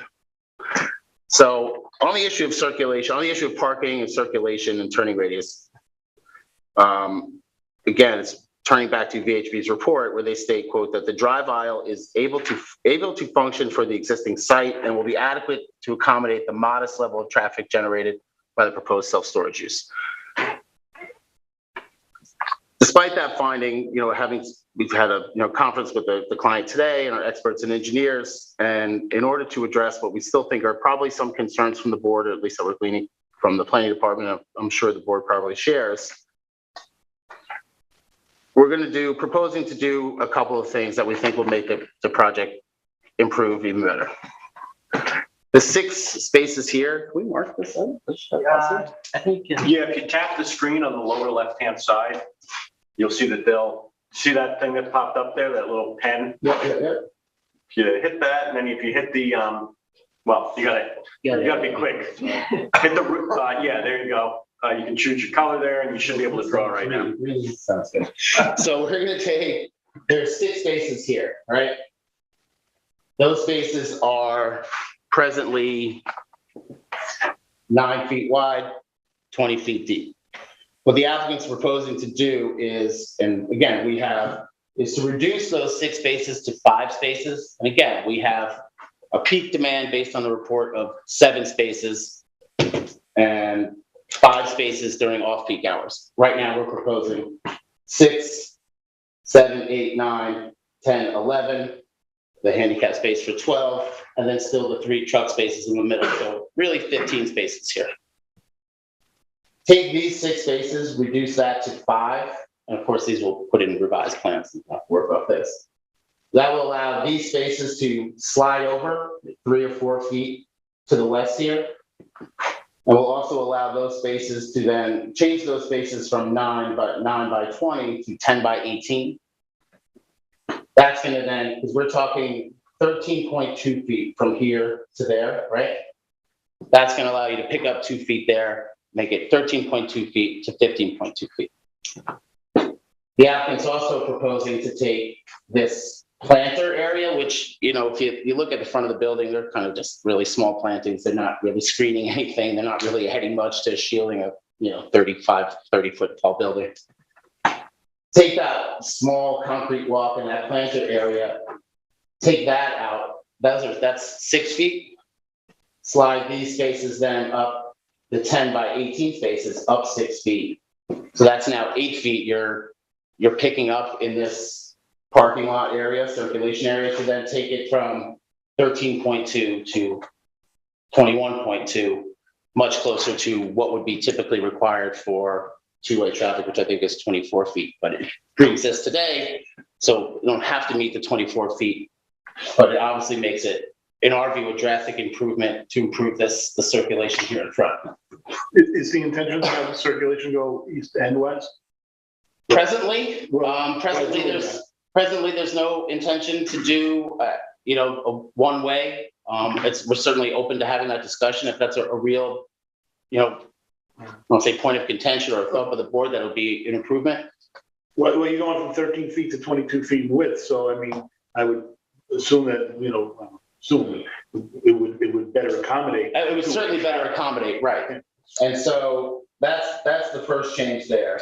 And if needed, we can offset the plantings that were going to be there, and whatever landscape plan the board and the planning department requires, we're going to be okay with. They'll install the stop signs at the front and the rear. We'll have those depicted on the plans. But what this allows to do, just to bring us back here, not only does picking up that 8 feet give you more room here by sliding them just 3 or 4 feet to the west, because you have more room, there's one less space, and you can slide it down. I think it's between 3 to 4 feet. It opens up a greater turning radius in there. Lets everybody kind of, gives more room to maneuver within that whole parking lot area. So I think that's going to, it makes that, it's an improvement that we think it's going to make the project a primary concern here of circulation on site. We've demonstrated, we believe that we meet our parking demand on site, but to make it easier, safer, what have you, for putting it actually into effect, we think that's going to be a beneficial change. Now you're going to put 6 spaces in the back, right? 3 in No. 3 in another. It is going to be then 5 here, These three are staying there. Right. Yeah, There's the 2 employee parking here. There's the handicap spot there, and then there's the 3 there. The truck spots there. Because, so the ones that are closer to the, to Bathgate, those are customer spots also? Correct. Correct. And we thought it was probably best to, to have the employee parking, kind of be tucked out of the way where it's. Yeah, no, that I get. Yeah. I was just wondering. No, there's the loading area there because we are getting rid of the one right on Georgia, which understandably was, concerned about traffic and stopping and everything else and loading and unloading. But yeah, we do need to keep the loading area in the back for access to the rear buildings. So people who are loading their room they could go through there. Correct. So those are questions 2 and 3. And so I think, that's an improvement. When you look at the engineer's report, when you look at these improvements here, we think we've, really shown that traffic's not going to be an issue, parking's not going to be an issue. And here's how we were able to improve the circulation. So now I want to just turn to the last question, or what I guess is the 4th question, about whether or not this application is in the interest of good planning. It's an interesting question in and of itself. And in many ways, could ask the team whether or not this application meets the site plan special permit standards, which I don't know how appropriate that may be for an interim planning memo, but nonetheless, we believe everything about this application shows an interest in good planning. First, it's a pretty fairly established principle that the adaptive reuse of existing buildings and structures is preferable to knocking them all down in new construction. It's a large building, but it's been there for a really long time. And while we're adding to the square footage, we're not, aside from a cover of this area here, the 4 corners of the building are remaining the same. The 2nd story is all in the existing footprint. So the reuse of this building is in good planning, particularly when you look at, look at the alternatives about what could be done there. If this was a blank slate, certainly a use that would probably require more than 7 spaces a day to be used for parking and traffic flow. So I'm being a little bit repetitive, but secondly, as conclusively demonstrated by our traffic expert, this is a more passive use, less intensity than the existing warehouse use, and it's not going to have any impact on traffic or parking. A change in use that results in no traffic or parking impact is good planning. There's a lot of discussions about drainage on Georgia. It's a real problem. It's more of a municipal problem than the owner of this property's problem. But to the extent that a property owner has an obligation to control their runoff on site for a building that's 75, 80, however old it is, this application is going to have leaders and gutters and dry wells. And as noted by Marco's memo, we are going to control the runoff on site. So we're going to help mitigate that problem. So an application that helps mitigate an existing draining problem off-site is good planning. There's concern about town-wide, about surface water and groundwater and out-of-date failing septic systems. We're taking care of that. An application that puts in an IA system, helps all those problems, is good planning. And lastly, it's pretty obvious to see that this building's old. It needs an upgrade. It's kind of falling down. Our application is doing that. So an application that this is the gateway to the town of East Hampton, a major focal point building that improves the aesthetic of that on top of all that is good planning. So we think the answer to that is a resounding yes. So that's our view of it. We'll put all this in writing, but if the board has any questions for me or any of our agents on the line, we're happy to answer. Thank you very much. My pleasure. But before you sit down, yeah, just the 20-foot wide easement to the north there. Yeah. Do we have a copy of that yet? You should. If not, we can get it in first thing in the morning. But I thought it was submitted. I think it is. Way back when. are you talking about the one? Yeah, the one in the back. In the back? We have the one on the west. I don't know if we have the one on the top. Should, there was the one I submitted the other day. We'll check, but I don't think That's the one in Georgia. I think there was the one that, the non-permanent one, we call the one on the Georgia. But I think it's in the file. If not, we have it. I'll put it in first thing in the morning. That's not a problem. We lost the screen. Yeah, we lost the screen. What, timeout again? It's still, Yeah, you still got artwork. Less impressive without the map to it, yeah. Yeah, I think I got a clock. Sorry, we'll let you talk. We'll fix it right away. Okay, so, I think Mr. Matthews makes some good points in terms of the upside. I think removing the docks on the west side of the building, I was over there today and there's 6 inches of water on Georgeville Drive. And I would say it's a puddle. It's the whole width of the roadway and maybe 100 feet long. Yeah. It's like that a lot. It's like that a lot. So that remains kind of a floating issue. So I agree that the IA system is nice, is good, important. I think the engineering and the architecture, the plans they're very well done. So now let me go to the reservations, or things for the board. I think I want to hear what the board thinks. So, let me come up here. So this 20-foot wide, it's called out here a existing 20-foot wide access easement in favor of lots. There's 3 lots it's in favor of. This lot, not this lot. It's not in favor of this lot.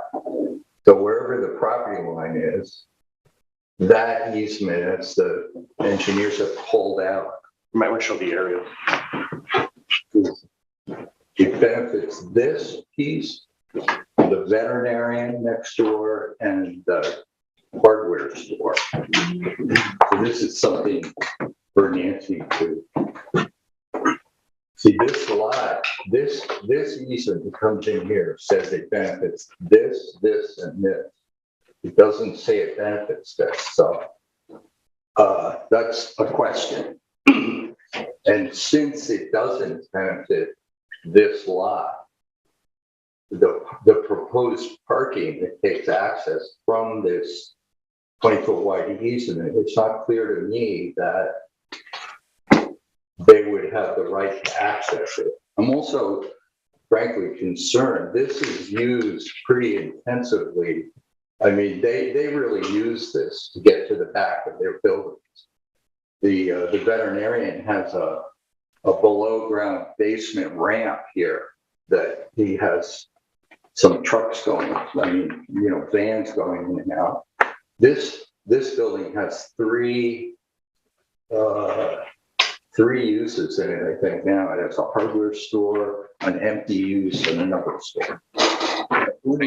The whole question about the spaces back here, the loading dock, can these spaces, I guess, are saying they're going to back out into this to get in and out. And then I was also interested in this build. I noticed there's a building here, and I looked on the map. Its only access is Georgia Drive, and it's zoned for central business. I can tell you about that building. It's a residence, isn't it? Well, if memory serves, that this is Victor Mastro's property. Yes. And that is a commercial garage. This neighboring lot is a commercial one that he got an approval for, let's say a decade ago, whatever it was. for a commercial storage garage. I don't know, he does it, whatever, it's not, but this is all one property here. Right. In effect, in function. It's one residence. It's a residence. It may be more than one lot. Yeah, I think it is. I It's think rounded this, out. where it may have been merged and whoever, but yeah, the garage part is on a part that's zoned either CB or CI. Where's CI? I don't remember offhand, but the commercial part is a function of that residence. It's a part and parcel of that residence. This lot, this kind of funny lot here, I couldn't find out anything about that, but his lot takes access here off storage legal, and it's zoned for commercial use. So my question is, in addition to Wainscott Commercial Center, and the other businesses that are using that access, we also have a potential central business district use there in the future. It's not presently. It's zoned that way. Understood. Yeah. So I raised that as did the traffic study contemplate that, et cetera.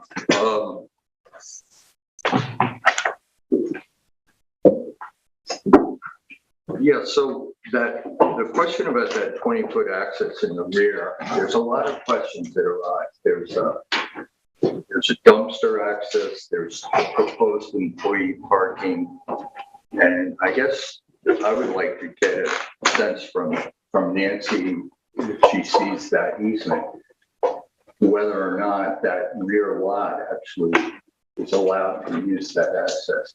The other thing is that entire 20-foot access is on Tintel's property. It's all on the Wainscott commercial property. So I guess it's an old easement granted by, maybe before Tintel owned it, to those owners to get to the backs of their building. But I do think we need to know more about that. There's also fire ingress and egress and staircases that come out on that side, on that easement. And for me, I agree with Marco raised the questions about the seasonal fluctuation in parking demand and in traffic, which I think are really important. First of all, a moving and storage business that's been there for many years is fairly organized. They don't have the public coming there whenever they want, like a self-storage facility. So you could really coordinate, if you knew you had trucks there, et cetera. Well, my point is that a self-storage facility and a moving and storage business are not the same use, and they don't function the same way. One does not allow people to come. I don't know if you can come any hour of the day or night, or I guess it says there's hours of operation, but you really don't know when people are going to come and when they're not going to come. I do think that we can expect, when the population of this town quadruples in July and August, that there's going to be more people going to their storage lockers than there is in February. And that hasn't been taken into account yet. I did it just a rough, depending on the ultimate use, if 3% of the 443 lockers showed up, I think you get like 14 spaces. If only 3% of those people should come at one time. And if you had a truck loading at the same time. So that the parking, the amount of parking to me is still, I think what Mr. Matthews proposed about the redesign of parking is an improvement. I'm not sure it's enough of an improvement.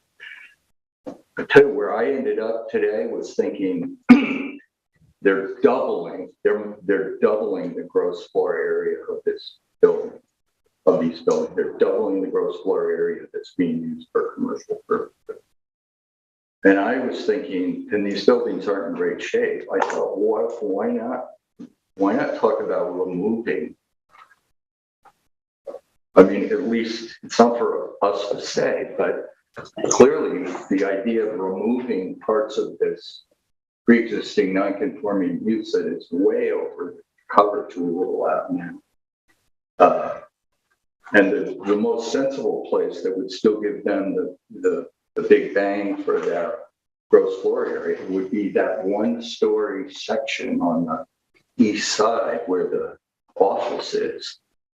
If that building, if there were some way to remove, you could remove almost half of that or the whole thing, and it would take out very few of their units. Reduce the number of units? It would reduce the number of units maybe by, I can't remember, but the bulk of their units are in, they're in the back buildings. This is where the office is. This building is one story. And in the same way that they're talking about, removing the plantings and that sort of thing to make more file space. I'm not saying this is the idea, but you could really take this entire one-story building out, and their number of self-storage units is still almost double. I mean, the gross floor area is almost double. So I think we have some more creative flexibility here.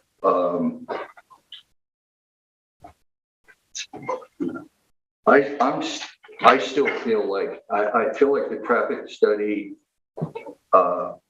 is obviously a hired consultant, and he's a professional. I respect that, but I just think even saying that 2.5 cars a minute addition on Georgia Drive is not. I don't think he's really taken into account the seasonal nature and intensity of the use from the gas station, and also we have that vacant CD lot. We have the Wayne-Scott Commercial Center and the Wayne-Scott Hamlet study. Not that we're going to be able to implement this. Contemplates having that whole rear building on these two buildings removed, and Bathgate Road continuing as a service road into that easement that's on Tinkle's property. So I don't know. I feel like, I'd like to hear what you all have to say, but it seems to me we may have to keep thinking about this opportunity. I do agree that this isn't a fine use there. It's a low impact use. I just think we need to play around with it some more and get even closer to a comfortable setup. That's all I'll say for now.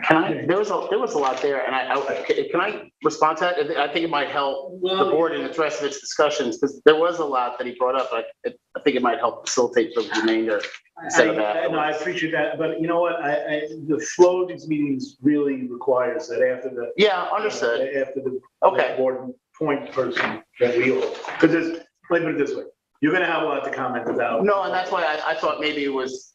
That's okay. Not a problem. Not a problem. Can I say one more thing quickly? The other thing about this is that it's not only a site plan, but it's a special permit. And we have to find, it says no special permit shall be granted unless the issuing board, which is us, specifically finds and determines that. And there's a list of about 10 items here. Should I just read them quickly? So they're in your mind, because we're going to have to find this as well as anything else. The nature of the use. The use proposed will be in harmony with and promote the general purposes of this chapter. Lot area. The lot area is sufficient, appropriate, and adequate for the use, as well as reasonably anticipated operation and expansion. Adjacent properties, the proposed use will not prevent the orderly and reasonable use of adjacent properties, particularly where they are different. Compatibility, the site of the proposed use is a suitable one for the location of such a use in the town, and it's cited at that location. The proposed use will in fact be compatible with its surroundings and with the character of the neighborhood.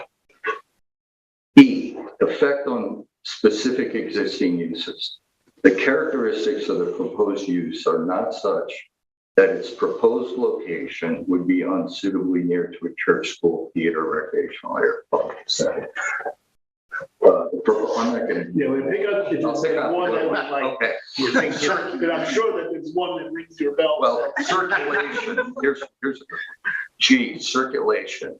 Access facilities are adequate for the estimated traffic generated by the proposed use on public streets and sidewalks, so as to assure the public safety and to avoid traffic congestion, and further, that vehicular entrances and exits shall be clearly visible from the street and not within 75 feet of the intersection of street lines. Marco raised this.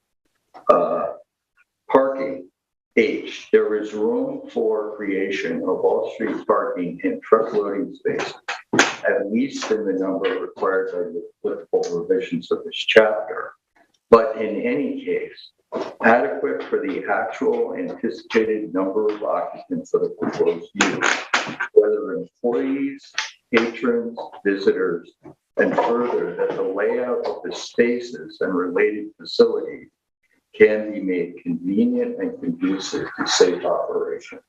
I'll stop there, but another idea, and then I'll stop, is what if you would be, right now we're talking about 3 accesses to this property.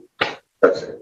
But, right. All right, I'm going to start with Michael. I live in Wayne Scott. I live less than a half mile from this building. When you say traffic is not an issue, traffic is always an issue in Wayne Scott. And any increase worries me. And Marco has got it right when he says constrain parking. And even with the modifications to the parking spaces, it's a real challenge for me. I now know how wide is the truck space for, you say 3 parking spaces? They're 12 by 40. And they meet the code. Turning, it's going to take a really skilled truck driver to back in there, and if you're going to get 3 in there. Those truck things are a remnant of the moving and storage use. They're being left there, 1, because it's additional parking. 2, because when you look at the town code, any commercial use, any non-residential use requires a certain amount of truck spaces.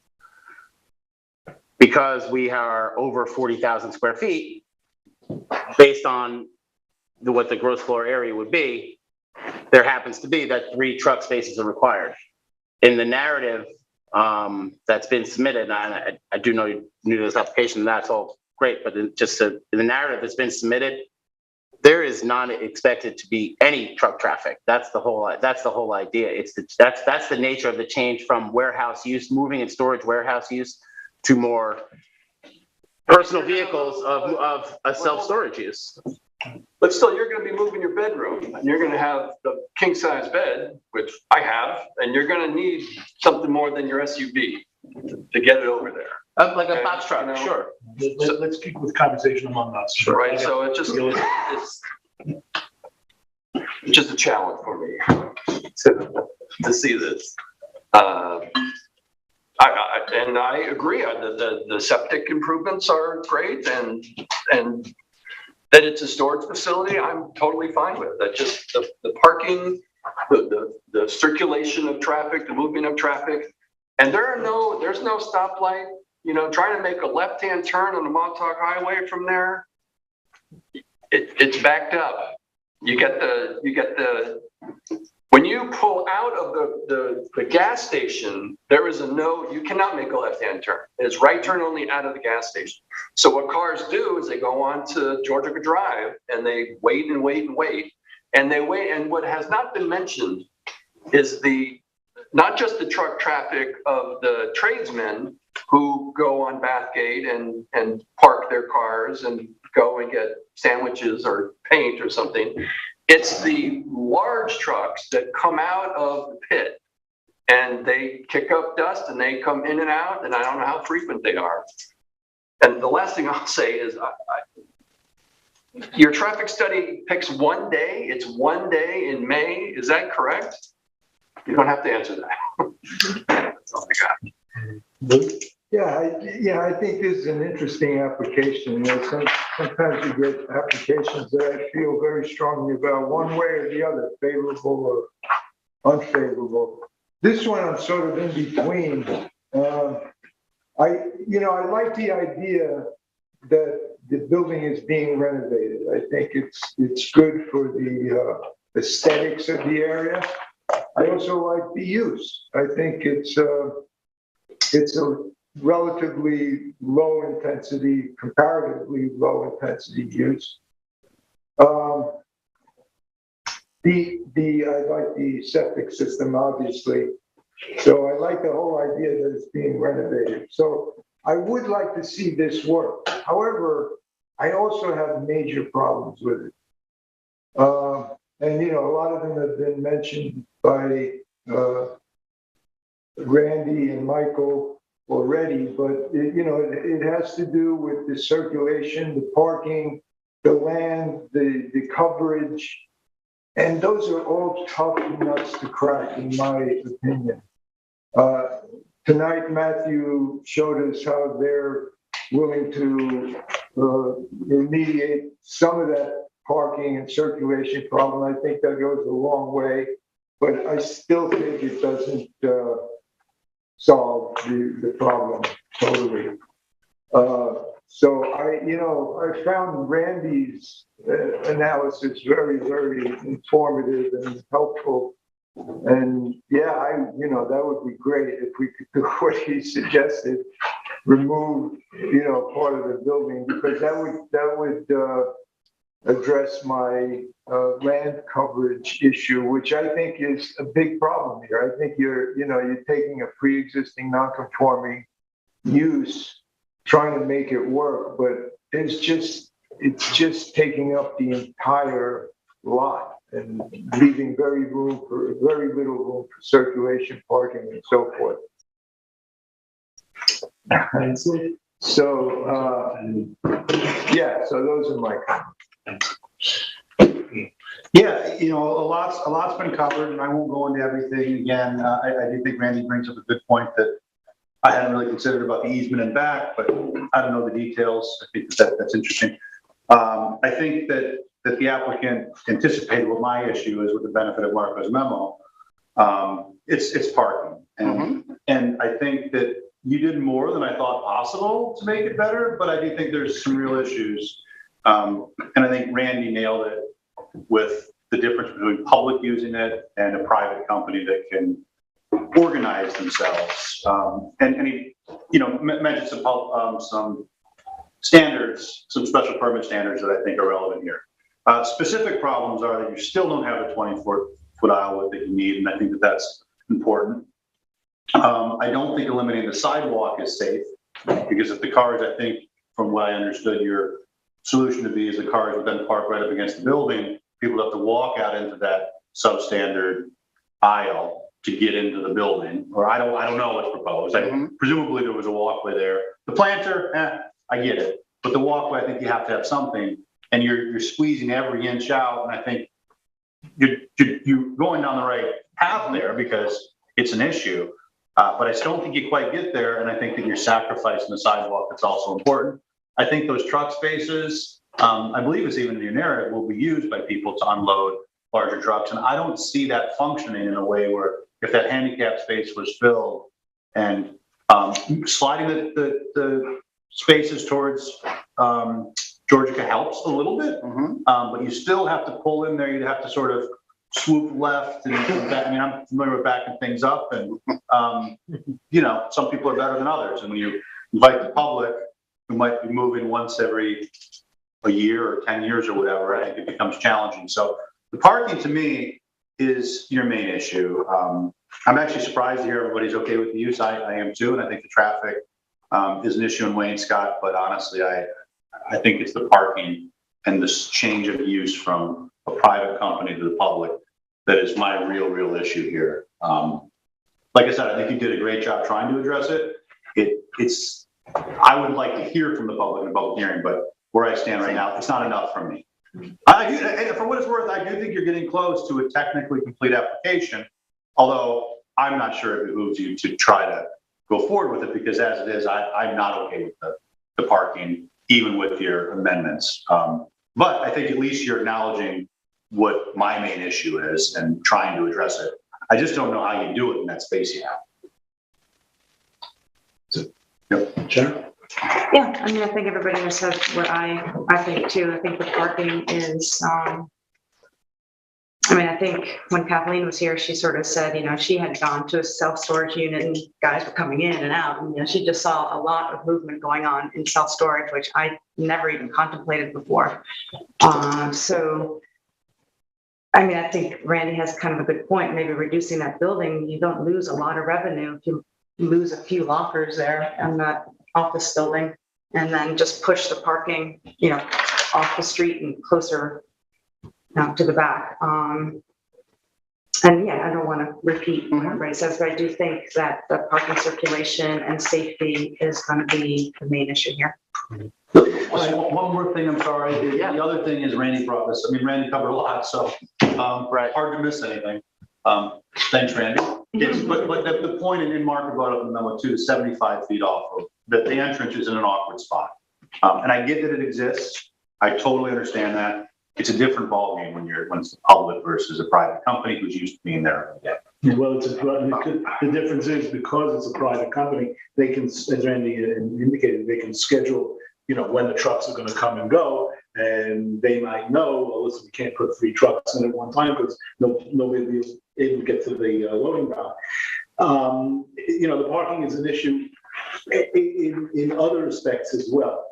Before I mention that, I think I'm with Michael on this. I think that the traffic study really has its inadequacies. The measurement of 1 day in May is really doesn't speak well to it. What you're going to have is on Memorial Day, Labor Day, and various other days in the summertime when people are coming out and getting their, I don't know, pool table out of the storage locker and bringing it to the house, and you have one after another people coming and going. Now, granted, it's only a couple of days in the year, and that's not necessarily a problem. But lien law section 182 is at least last time I looked, is the law that allows many storage operators, self-storage operators, to auction the property of people who don't pay their bill. We all seen that. Well, maybe not all, but there's a TV show where they called, I don't know. Scavenge. And of course, no, but what the point is that however frequently the operator schedules it, there are going to be, assuming people don't pay their bill, auctions that will take place, presumably at the mini store. Do we know this? And that, well, I've seen that TV show too. Just like we couldn't speculate about airplanes, which we can't speculate that there's going to be auctions here. Full disclosure, I represented a mini storage, more than one, in Manhattan. Okay. And I can tell you that almost every month there was an auction, and almost every month they would have dozens of people come down and do the thing. They go from room to room, an auctioneer auctions each one. And the only reason I mention it is because I know that generates traffic. Now, it's not going to generate it every day. But it is what you're going to find. I would expect, unless things have changed, that, and unless the law doesn't work this way anymore, and I'll confess that I haven't done a case in many years, but I did represent a mini storage for many years, more than one, and I can tell you that it attracts people. And if we're concerned about traffic and parking, that's something that you're going to, as often as you schedule these auctions, or may schedule these auctions, you may have an increase in traffic. So I'm not saying that that's a deal killer here, but I'm saying it's something that's not taken into account, and perhaps it should be. Perhaps. Okay, that's it. All the rest, everybody's spoken about. The day-to-day parking issues are significant. Okay. I don't mean to interrupt. No, that's okay. That answers. So I do have, I want to call on Patrick, are you there? To address for VHP to the parking and traffic study. And I understand the point about one day in May, and certainly. And before he goes forward, I'm sure he'll. One other thing I would say, and you know, it says at a maximum level of observed traffic north-south on Pleasant Drive amounts to an average of only 2.5 vehicles utilizing the roadway every minute. This level of activity is not significant, and the proposed operation of the self-storage facility amounting to one trip approximately every 4 minutes would not impact the operation of the existing roadway. 2.5 vehicles every minute is what, 150 vehicles an hour, and one trip every 4 minutes, assuming that's an accurate calculation, that's 15 visits an hour. So you're talking about a 10% increase. Now, I don't know whether a 10% increase is considered significant or not, but it's 10% more. Well, I'm going to let the expert, there's one expert respectfully who's weighed in on the parking and traffic issue. And so I'm going to let that expert speak to their report. Just very quickly, a couple of points, and then I'll close out. I know that they're waiting there to speak. At least I think so. We might have to have an LTV letter. I think so. I just emailed him, so I know that he's waiting there. Matthew? He's there. No, I'm here. Okay, so but just with respect to traffic not being an issue. My statement about traffic not being an issue, I live in this town. I know where traffic is an issue, and I know that traffic is an issue at this point. That statement was made that traffic, based on this expert report and all the variables that went into it and where the peak demand for parking is going to be and the lower intensity of this use, it's established by this expert report and all the expert materials that go into it, is less intense than a warehouse use. So when I say traffic is not an issue, it's not an issue as a result from the change from warehouse to self-storage. It's not meant to say that traffic is not an issue at Georgia and Bathgate Road. Just like it's not the applicant's obligation to solve the drainage problem on Georgia Road, it's not the applicant's obligation to solve the traffic problem that exists in Waynescott. It's the applicant's obligation not to exacerbate that problem, and that's what this study shows. So before I get into all the other comments, parking is the real issue. I understand that. It's the one that, well, I don't want to say the real issue. I'm not trying to say it in that sense, but it was the common issue and a big one, and understandably so. But we do have the conclusions about what the peak demand is to be based on the expert materials that are used to determine this. And it's 7 spaces during peak times, 5 spaces during non-peak times. We're proposing 11 spaces, 1 handicap space, and 3 truck spaces that are going to be used for. They're not going to be used for 18-wheeler trucks like they are now. There's nothing been established in the memo that using this is a problem now if trucks go in there. So I don't know why all of a sudden, if you change the name, trucks going in there will be a problem, but that's not the business model. But I'll let Patrick address. Change too.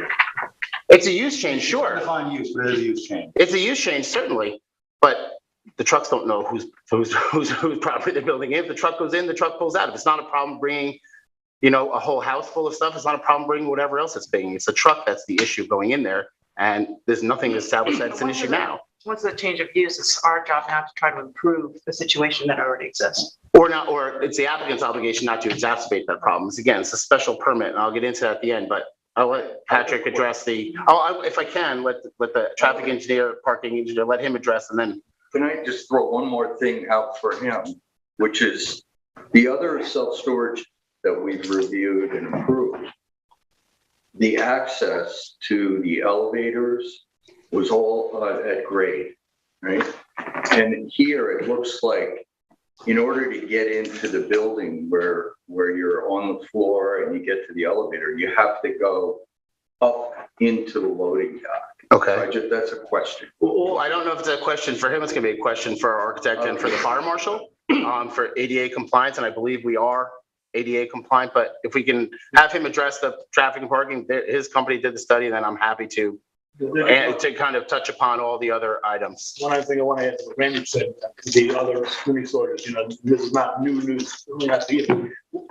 Because the town doesn't have standards for, self-storage, we have to go through a calculation each and every time. And fit that calculation to the site. This is, as far as my recollection is concerned, the busiest site on which any mini storage has been placed in the town. And There's one most coverage by far. Yes. Not as a result of this application. No, it's there Well, already. right, so I think that's a critical part. Well, but understand that, things that we might have been able to do in others, I'm specifically thinking about the one over on Stephen Head, it's not too far from here, which is in its own isolated parking area, and they can control who comes and goes. And if it so happens that there are a lot of people on a particular day, for whatever reason it might be, it's more manageable than this, which is, not only on 27, but next to one of, I'm gonna call it the Hess station, the gasoline station. Right now, I think The Speedway, that generates, continual traffic. So it's just, So if we could, go ahead. and then I'm happy to address the rest and everything else. So Patrick, if you're still there. So Patrick Lenahan from VHB, they did the parking and traffic study, so I'll let him, he's more learned than I, to speak upon these issues. So if you can hear us. Can you hear us? I can, thank you. Good evening, Mr. Chairperson, members of the board. My name is Patrick Lenahan, and I am the Director of Transportation at VHB's Long Island office in Hauppauge. Just for disclosure, although I work in Hauppauge now, I spent the first 22 years of my career at another consulting firm in West Hampton Beach. So as far as working on the South Fork and the specific seasonality and specific problems that we see with transportation, I am certainly very familiar.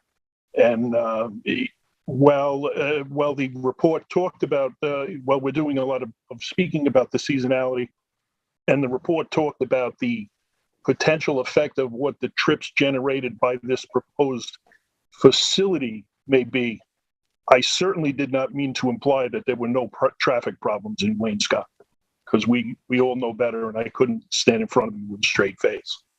So what we're looking at is a self-storage facility which would take the place of a formerly active storage and warehouse operation, which we did count, and that was done prior to them ceasing most of their active operations. Now, I don't know how many employees they had. I think I have it written down in my office. I don't have it at my fingertips, but that use certainly employed folks. I understand now that there were over 20 employees, and those 20 employees used fairly large trucks moving in and out of the site. And remember, to use those trucks, you have to have a CDL license. And the vast majority of the folks that are going to use the self-storage facility are going to be, private customers. So the vehicles are limited, if nothing else, by that. The nature of the use, we've done many of these self-storage facilities. It is one of the most benign uses from a traffic and parking standpoint that you can have on a site of this, particularly on a site of this size.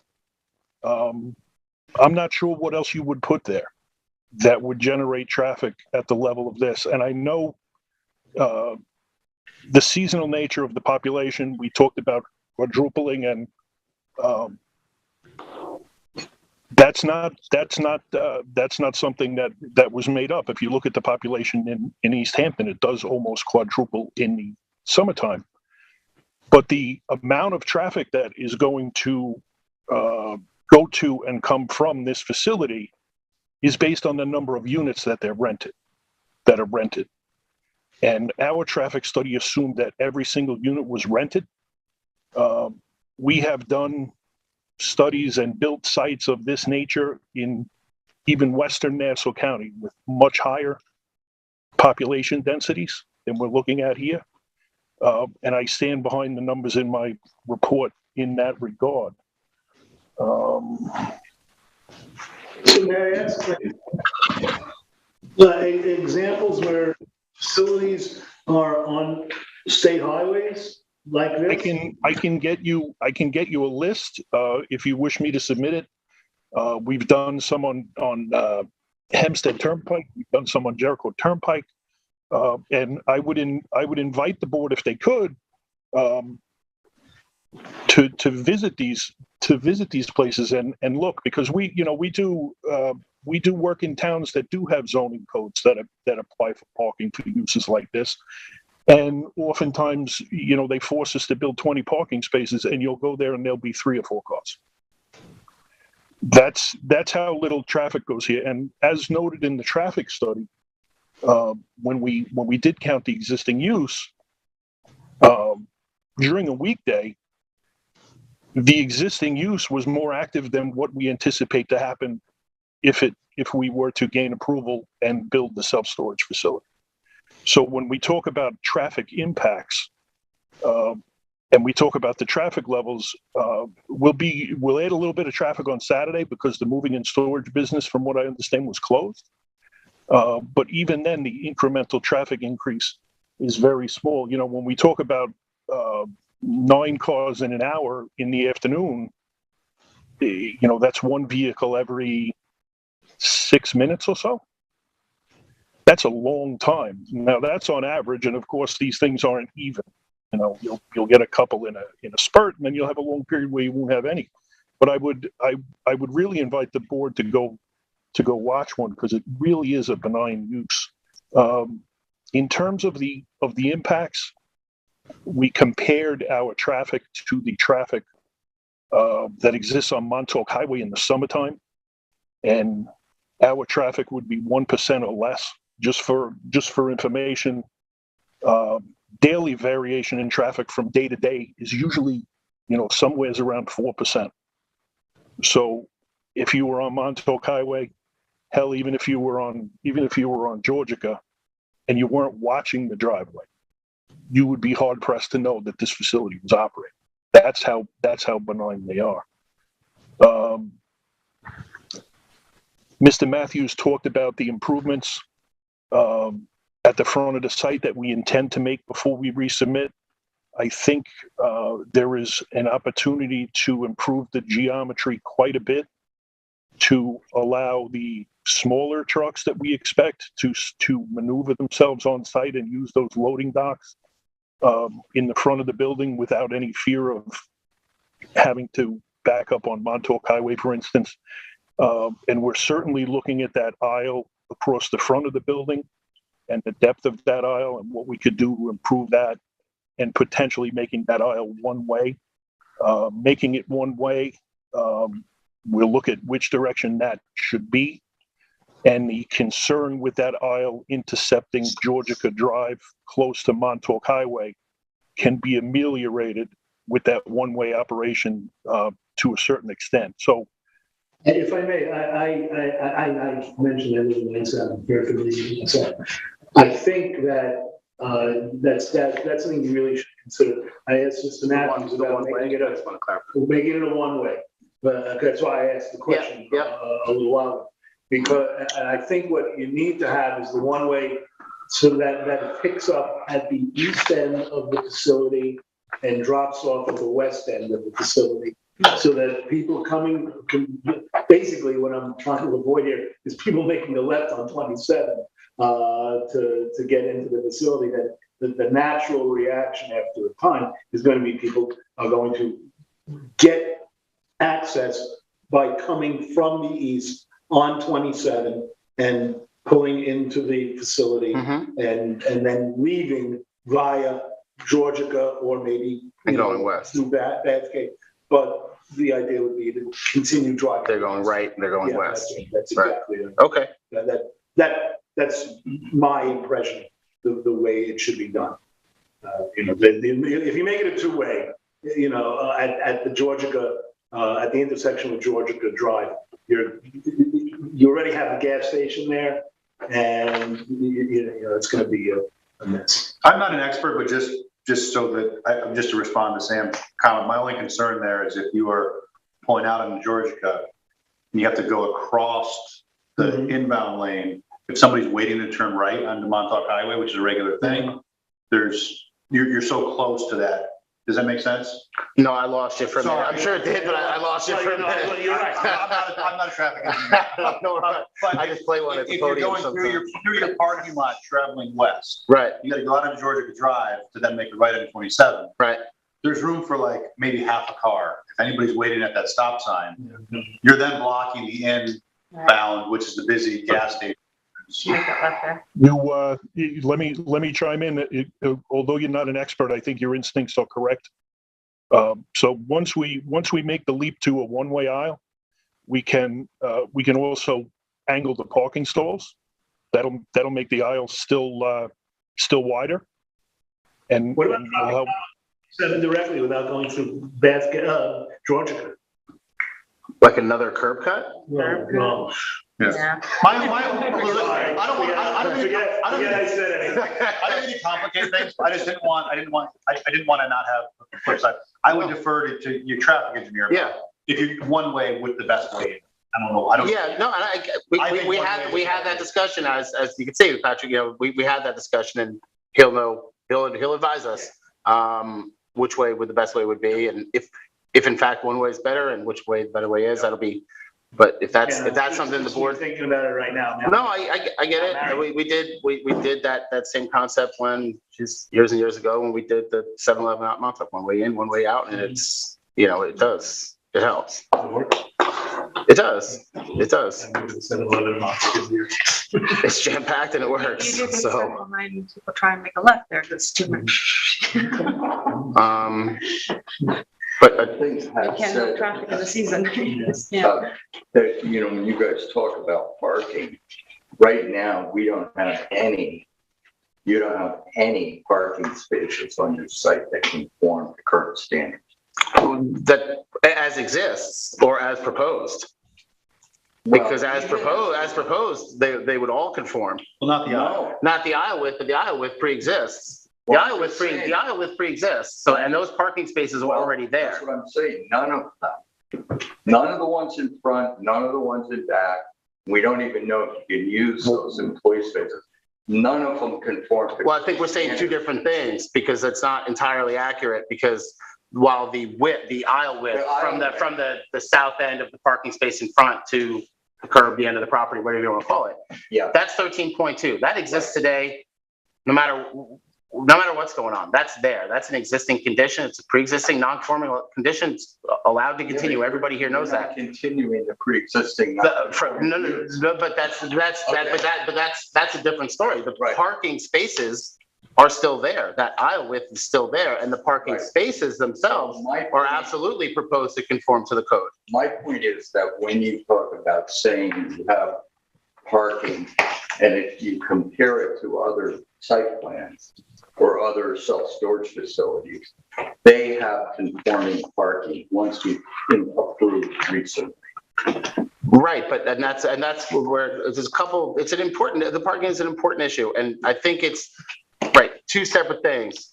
The parking spaces themselves across the board, from the spaces in the front, spaces in the back to the truck spaces, whether those in the front stay at the 9 by 20 or they're going to change to the 10 by 18 as we're proposing to allow for that reconfiguration, fully compliant with the code. The aisle width exists. It's going to be improved, whether we put the 2 foot back for the walkway, whatever we do there to address that, or if there's another way to do it. The width, the pre-existing non-conforming condition is getting better. That's all you can really ask. But the component there that needs to be remembered is that, as they've stated in their report, the demand for spaces is based on expert reports and expert material. Average, 7 spaces. Average, not the seasonal times. 7 spaces and 5 spaces. Now, they're granted, you can talk about one day, but that one day wasn't taken in January. The workers' report talks about spring and fall. This was middle of May. We all know that's pretty peak time. So it wasn't in February when nothing was going on and the roads were barren. So, but nonetheless, 7 spaces, no, it wasn't, but 7 spaces and 5 spaces is what the demand is expected to be. We're double the peak demand for available parking spaces. Well, I'm not sure. And within the parking space per square foot, that is better than most, I believe, it's an ad hoc determination, Mr. Chairman, as you said, for parking. I didn't use the word ad hoc. No, but as far as. But each one is new. Well, it is. You look at the facts and you look at the thing, and but we are within and better than most of the parking space per square footage than the other. That's okay. That's okay. You're using the easement right of way in the back for your aisle. And you're using right now a 2-way internal. That exists. And we're proposing to make it better. But you're using those as your aisles, so it's apples. They're using that now. And pineapples, as far as comparing to the new code. Not necessarily so. That parking area exists. And they are using those parking spaces. That road, that aisle, as it exists right now, is not one way in, one way out. They are using that as their aisle They're not today. open to the public to come whenever you want and pick up your There's stuff. nothing that's not been established that the public can't go there. Sure, there's a greater public component to the self-storage. I'm not trying to say there's not. There's a world of difference. Not according to our expert who shows that this is a less intense and a more benign use than that. Well, and most of those folks parking there were employees. Those cars did not move for 8 hours. And I think it's 8 employees. That's what or 6. Well, we have an employee calculation somewhere, not 20. What I fall back on is that there is an expert report that establishes that parking and traffic and circulation are not an issue as proposed before even making these changes and whatever other tweaks that get made. That's what's there right now, showing not an increase in not a parking demand that is fully held on site, a traffic demand that is not going to go beyond what the site can handle or what the area can handle. And that's any applicant's charge. Don't exacerbate adverse conditions in the neighborhood. You don't have to solve the parking or traffic problem on Bathgate and Georgia and Wainscott. You have to not add to it. And that's what our report shows that we do. You're doubling the gross floor area. Yes and no. Yes and no. Yes and no. Yeah, it's an increase in the gross floor area internally. The building is 99% staying the same. But if you go there, and I believe some of you've all been there, that gross floor area is being used. It's just not a second floor. You go there, it is these things. They are stacked to the ceiling. Yes, but it's being used by a business that on a regulated basis, regulated by itself, decides how many times a day a truck is going to come in, how many times a day they're going to load or unload the things that are inside, as opposed to a business that's open to the public that they have absolutely no control over other than their hours of operation, absolutely no control over when people are going to come and go. As any other business. Well, yeah, but you're saying that it's the same, or that the impact is going to be minimally different, but they're very different businesses. Correct, but Mr. Chairman, that's what needs to be remembered. I'm not saying that.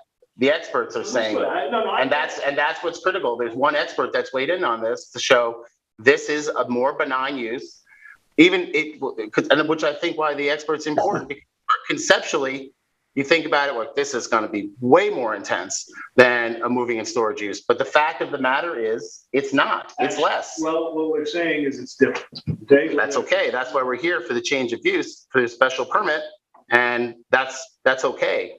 Different doesn't mean bad, and particularly when the use is established to be less intense, more benign, and you're handling your impacts on site. Could I bring my tractor trailer, van line tractor trailer from California and back it in to your facility from Montauk Highway? I don't know that I can really We have to answer see your that. CDL. Yeah, exactly. You'll have to go through Ian's driving test first to make sure you're qualified to do that, you know, but. In all seriousness, I think You guys have That's left, not you've left that completely off, but that's not as completely off the wall, a question as you may think. Because when somebody moves, all right, they sell their house, they take a mini store, and they could very easily have a moving van full of stuff that they're gonna put into mini storage. So Okay. it's not inconceivable. No, that you're it gonna says have- rare, and that's what the experts determine. back in from Montauk Highway.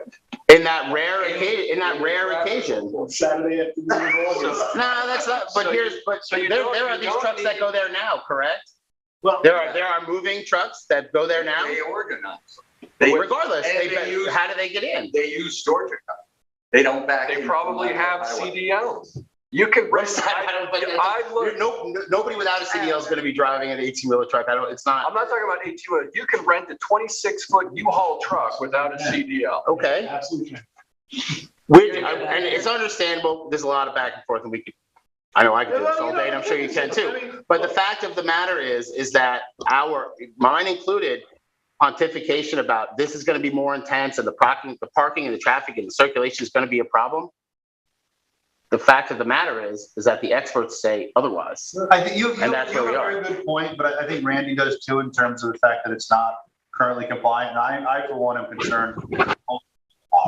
If it becomes one way, Exactly. But if it becomes one way, it is compliant, I believe. Well, that's all. Because then I think you only need. Probably make it compliant. I think you only need. All I'm saying is 12. I that don't want to speculate. 12 or 18. But which we'll have. So then one way it becomes compliant. But it's not right now. So all I'm No, it's saying not. is that might be the way to. Yeah, and that's I'm more comfortable. happy to address that. And we did it. For We what it's worth, pickup addressed that. trucks are often, I know that at 18 feet, it's like a lot of trucks wouldn't fit in that spot. Yeah. So one way again, for me, I think that would go a long way. Yeah, understand. If you can work it out in a way that makes sense. And so we'll. But that's just me. There's a lot of other. No, I get it. And so we can go. No, not really. I get tired of hearing myself every now and then too, but. Let me put it this way, it's a big application, okay? Yeah, of course it is. It's an important application. Yeah, and I appreciate the time to go through it, and I do feel like we're getting there. Yeah, no. And so, it means getting into the weeds with the. That's okay. That's what what we get paid to do. So what are you going to do? So, we'll get the easement in, and I believe there's no issue there, but obviously we'll take care of that. I think one point that Randy, that you made, that I think is important to address, and it was addressed in Marco's memo, and understandably so, and it's been addressed previously, and I think we addressed it kind of tangentially because we're working on so many other issues about, the CB property of the Damaso property and the gas station and the application for the pit. Last I checked, that application for the pit has not been approved. Correct? We're awaiting a new draft EIS. I know. I know what it is. So, but the point is that I don't think you can, two things. We have an expert report that shows we're handling all of our business in-house, so to speak. No, not exacerbating any traffic and handling all the parking demand on site.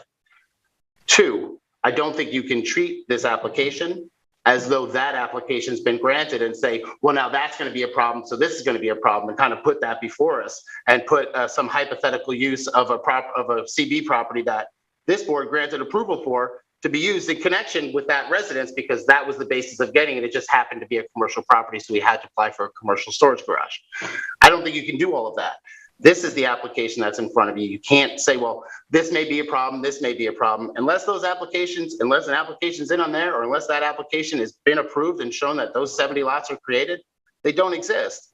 And for the purposes of this application. We are the planning board, and there is a plan before us to deal with that. Now, how we deal with it, that's the important question. Yeah. But it'd be, I think, pretty hard to have a conversation about, this facility without at least talking a little. Of course.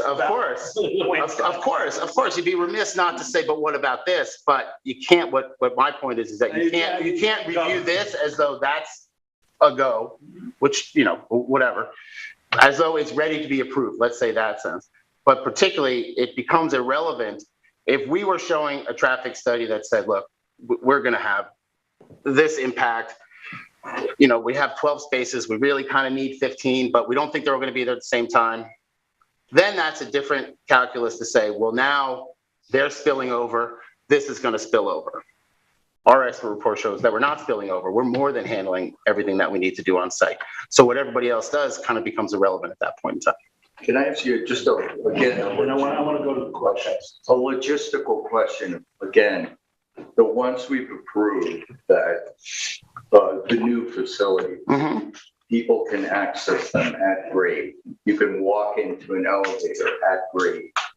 And I think it goes to the question of circulation, how long people are going to be at the loading dock. Are the loading docks really functional if they only have some steps up? In other words, do I have to come, I unload my stuff, and I have to lift it up on a loading dock to get into the building? So that's my question. Is there an at-grade entrance? Yeah, when you go to the loading docks, there's a loading dock in back. There's a loading dock that presently exists on the west side on George Cup, right? We're proposing to get rid of that, understandably. But when you walk, I don't know why I'm going to that side there, but when you go to where the truck spaces are, that's when you walk in there, it's you walk right in. You walk in. You walk at grade. You walk right in. Big opening, you walk right in. What I'd like to do is I'd like to see have anything that really need to go, because it is like 9:20. No, I think I got it. All right, I'm gonna just run through the questions that anybody chime in on this, because, as you know, we'll give you a letter talking about. Yeah. Should the applicant clarify the proposed number of storage units? Yeah. There you go, that's a yes. We did. Yeah. And but I mean, it sounded even tonight that it's a little. 443, that's what I'm, and we're gonna supplement as well, and whatever. These are the guidelines. Yep. Does the planning board find the traffic study sufficiently analyzes the impacts of the proposed use in the proposed location? I'm okay with it. I don't think that's the issue here. I don't think it's seasonality of our town. Yeah, I agree with that. It wouldn't hurt to add the seasonality factor. And other occasions that. This is allowed as commercial use though, and this is pretty benign by commercial standards. They won't have auctions. No. That's like covenant and not going to operate. Yeah, right. So, no. That's a part of the business. I mean, you don't want it to be clear. Does the planning board find, so the answer is that is there a consensus? I know it's not unanimous, but is there a sense on the board that the traffic study does not sufficiently analyze the impacts of the proposed use in the proposed location? I think it's, adequate only because we know what Wainscott is. I mean, we know that, it's really about what this property is going to do to the traffic, and Wainscott is a problem. No matter how you slice it. I think the applicant is placing a lot of weight on this traffic study. And I think the board, or the majority of the board anyway, thinks that it's missing a central piece of it, which is the seasonality factor. So if we're going to use that traffic study, let's make it complete, one that we could say everything was factored in. Well said. I think that's you're okay. Yeah. I'm not hurt. I'm sorry? I'm not hurt. No, I don't. I think this is commercially zoned. This is really benign commercial use. If they could handle the traffic generated, I don't think traffic's the issue. So I am on the minority. Michael? I think traffic is an issue. But relating to the traffic study that they provide, is it sufficient? Second question. I don't think it's sufficient. So 1, 2, 3, 4. We like a more detailed traffic study and taking into account seasonality and other factors. Does the planning board find the proposed parking configuration could sufficiently support self-storage unit use in the proposed location? No. No, just that one, I think we all agree. Does the planning, we're glad you're going the direction you are, but needs more. Does the planning board find the proposed use in the current location to be in the interest of good planning? I think that's what I'd like to hold off of, but go ahead. I think from all the possible uses for that property, I don't have a problem with its use. The answer to the question is, I think it's okay. Sure. Yeah, I agree. I don't think it's a use. I agree that use, if the site plan is home. If it's not gonna be a field of wildflowers. I'll put that to Should the applicant provide copies of the non-permanent easement and the shared 20-foot easement that's depicted on the site plan, and I will take the liberty of saying, please. Yep. Thank you very much. Thank you all. Appreciate Have a it. good evening. Motion to adjourn? Imagine if we had 435 East Lake Drive. Yeah, well, The motion you're welcome. Yeah, the motion was made, but not seconded yet. Just before we vote, if you hold up on the motion, does anyone have anything else that they want to put on, bearing in mind that we're not going to be seeing each other for 2 weeks? So you're saying this is on in 3 weeks? That one is, yes, that one will be on our next meeting in that form. Wow. That's. I thought they saw the house dead. Well, this is why it's going to be on in 3 weeks. Nobody has anything else before we go? Thank you. Okay, anything else? Anyone? Now, in that case, motion on the floor to adjourn. Is there a second? All those in favor? Aye. Any opposed? We're adjourned. Thank you all very much. And thank you.